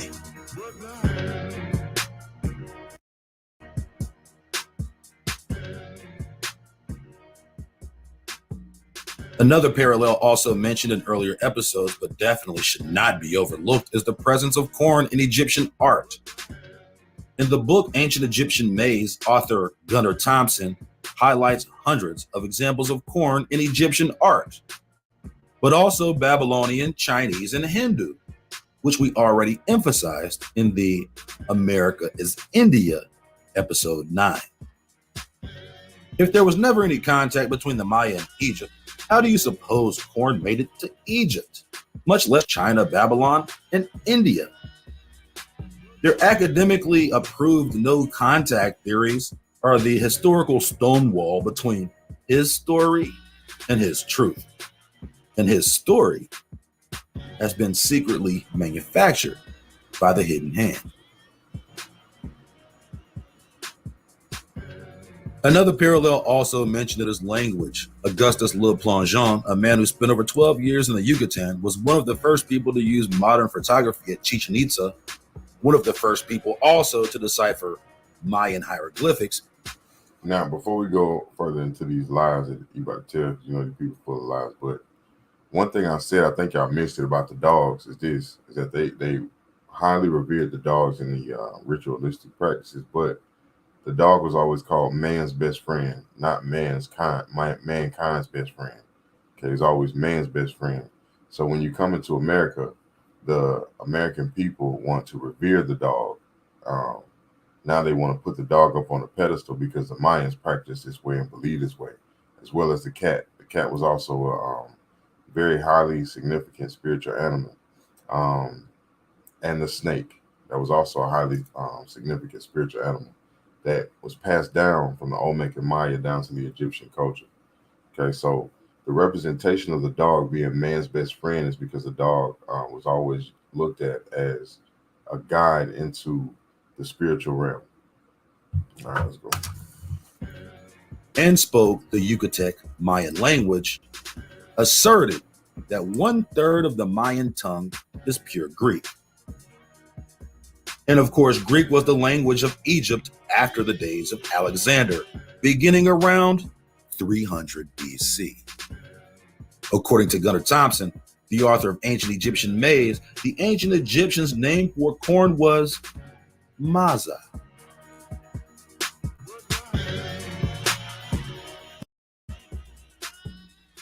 The pyramids of Egypt were thought to be tombs for the pharaohs, but no pharaoh was exhumed or found in any of the great pyramids of Egypt. Most of, if not all, royal Egyptian burials are situated in the Valley of the Kings, nearly 400 miles to the south of Giza. In contrast, Mayan pyramids were the location for generations of royal burials. Something thought to be an exclusively Egyptian practice is not even practiced in Egypt, but is practiced by the Mayans in a way ancient Egypt could never compare. It's also worth mentioning that just like Egyptian pharaohs, Maya royalty was buried in sarcophagi.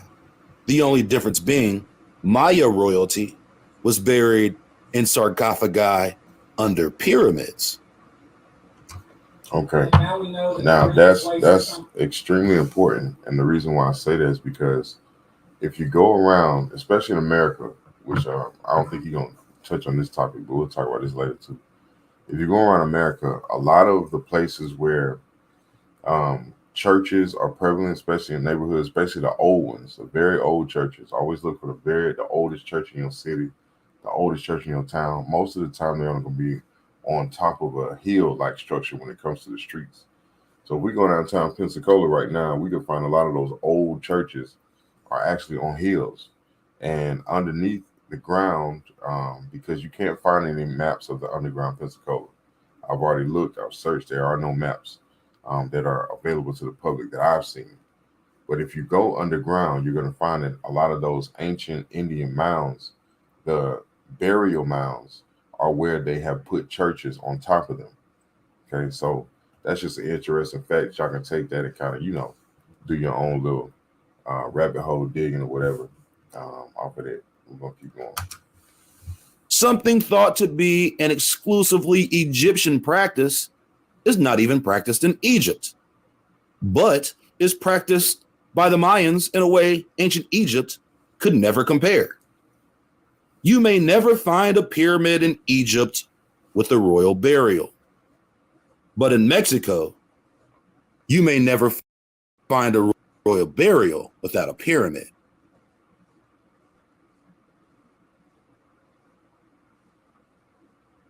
What else is hiding under these pyramids? A barbaric ingredient of Maya culture that cannot be overlooked. Also hiding under these structures are the bodies of sacrificed children. According to the archaeologists, it is said that the Maya practiced child sacrifice as a common occurrence in numerous rituals. Child sacrifice was also practiced on several occasions in the Old Testament by several ancient nations, including the Canaanites and the Israelites, especially in the earlier days. After the Assyrian deportation, it was later more closely linked with the Assyrians and Babylonians. According to 2 Kings chapter 17, the men of Babylon and other nations, including the Sepharvaim, made for themselves gods and made the lowest of the men high priest. And they served their gods and sacrificed their children in the high places. This practice of child sacrifice is more recently linked to Babylon following the Assyrian deportation rather than Egypt in any way at all.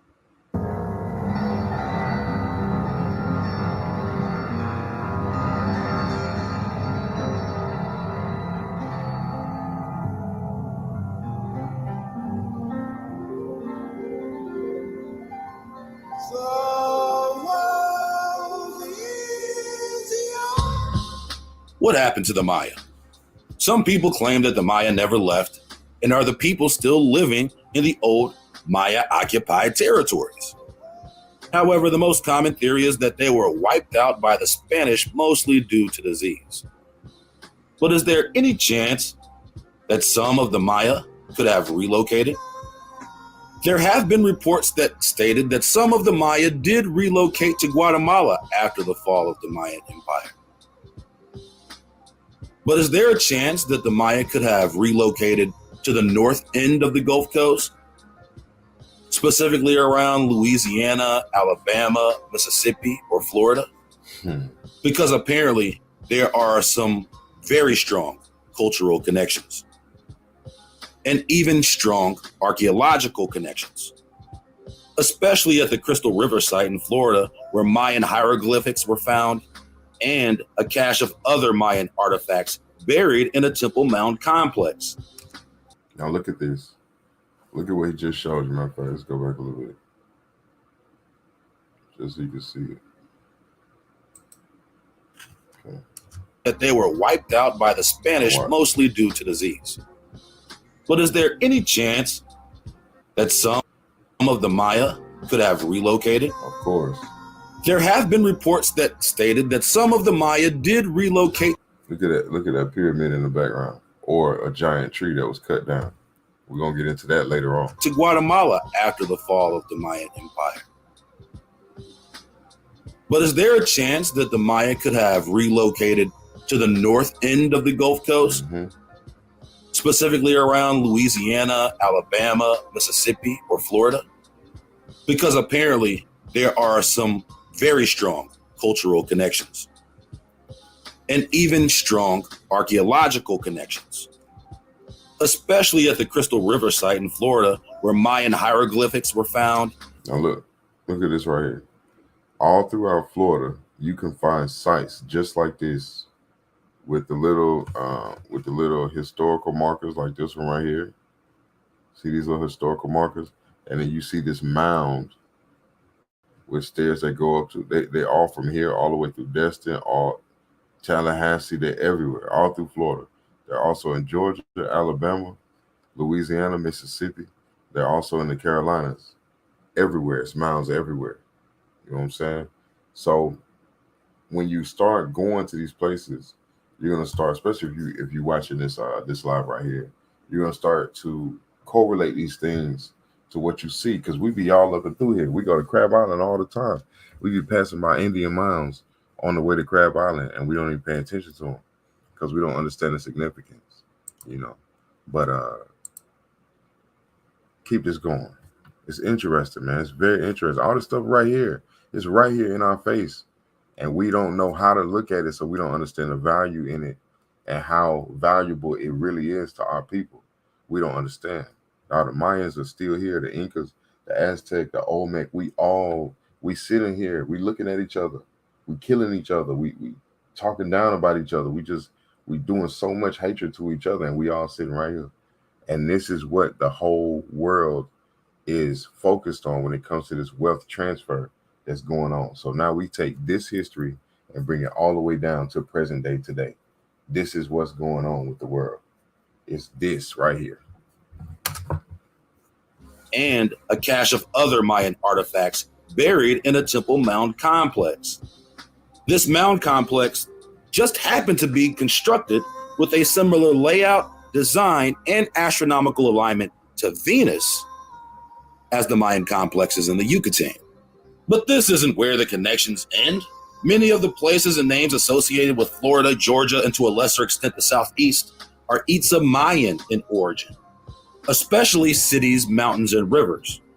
The Itza Maya language was one of the last variations spoken during the fall of the Mayan Empire in the late 1600s.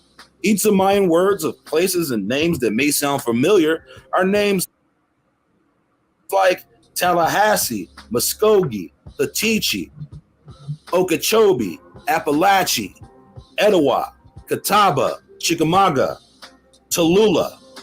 Any word with Hoochie or Hatchie is of Itza Mayan origin, meaning creek or shallow river. Rivers like the Tallahatchie, the Chattahoochee. Any river with a Hatchie or a Hoochie, or even a Coochie for that matter, is of Itza Mayan origin. That is very interesting, man. Look, these things are coming from Georgia, Florida, the Carolinas, this everywhere black people been living, Alabama, Mississippi, Hoochie, come on, man. This creek, he said, this creek, Itza Mayan, it's creek, shallow creek. So you get your Creek Indians or your Muskogee in, like all of this stuff is literally telling us exactly who we are, and we just walk right past it like whatever, you know. Most of these terms were first mislabeled Muskogee Creek, but now after linguists slowly pieced together the nearly extinct Itza Mayan language, the overwhelming consensus points to a Mesoamerican linguistic origin for the Muskogee Creek language family. Could this mean that some of the Maya left the Yucatan and relocated to the Southeast United States after the fall of the Maya Empire? Of course. Let's read what they say. Surprisingly, the elements of Mesoamerican languages that are most immediately apparent in its state are prefixes and suffixes. In most cases, they sound the same and mean the same. Some of the prefixes even appear in Cherokee. The Cherokees absorbed several towns named Itzati in Tennessee, North Carolina, and Georgia. Apparently, Itzati women and children captured by the Cherokees brought with them some Mesoamerican grammar and spelling. Itzati entered the Proto-Cherokee language in the early 1700s.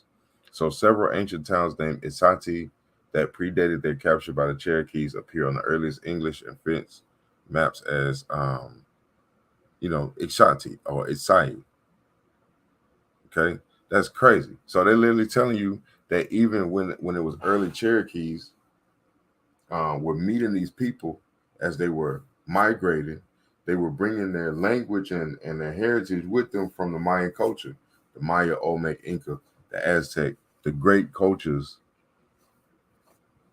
right into the southeastern part of the United States. Amazing. Or does it mean that the Maya originally inhabited the Southeast United States and expanded or migrated into the Yucatan? There is a case for both. Remember in the Hidden Hand episode, we showed the connection between the Maya and the tribes as far north as the Pudd'nhead district in Indiana?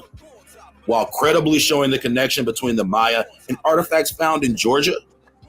This was all without using the benefit of language. But once you add the Hatchie Hoochie Coochie connection, it's an open and shut case, Johnson.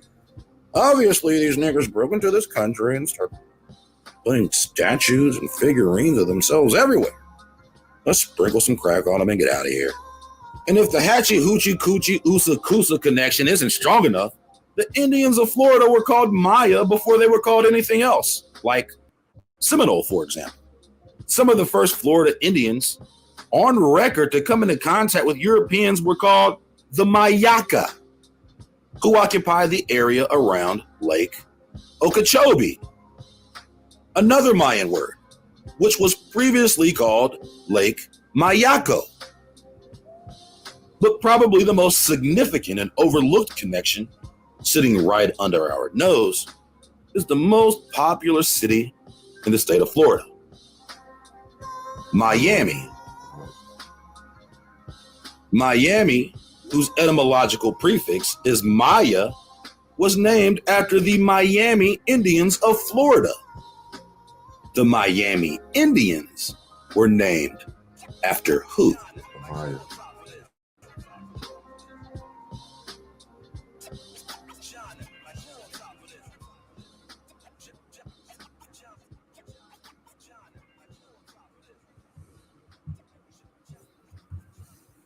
Hey man, you be.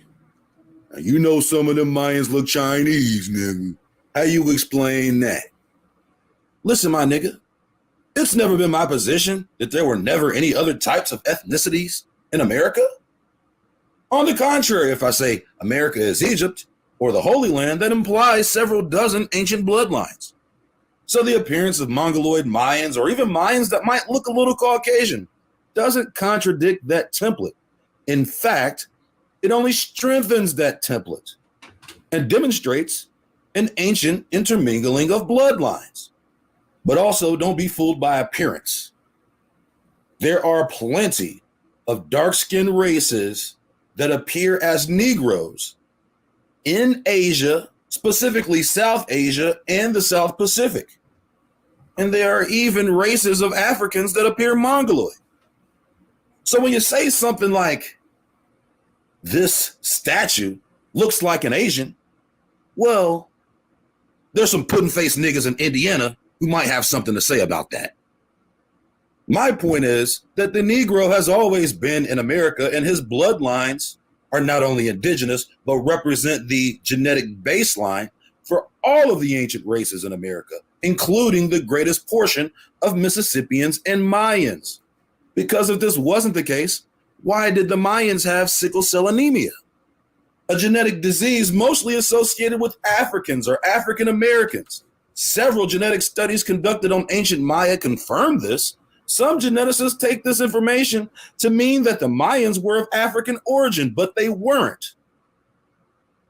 They were of American origin, and they have been purposely mislabeled as African. That's the only way his story works.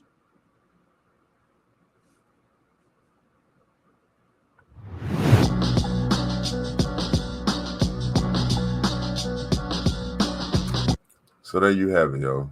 You know what I'm saying? That was just something to, you know what I'm saying? Kind of just further really push what I'm saying. You know what I'm saying? Kind of just push what I'm trying to get you to understand is that there's a history that's been removed from the true history because all of this digital landscape, all of this false reality they're trying to push on us is coming around because of the fact that the real Indians have not taken their position back in the world.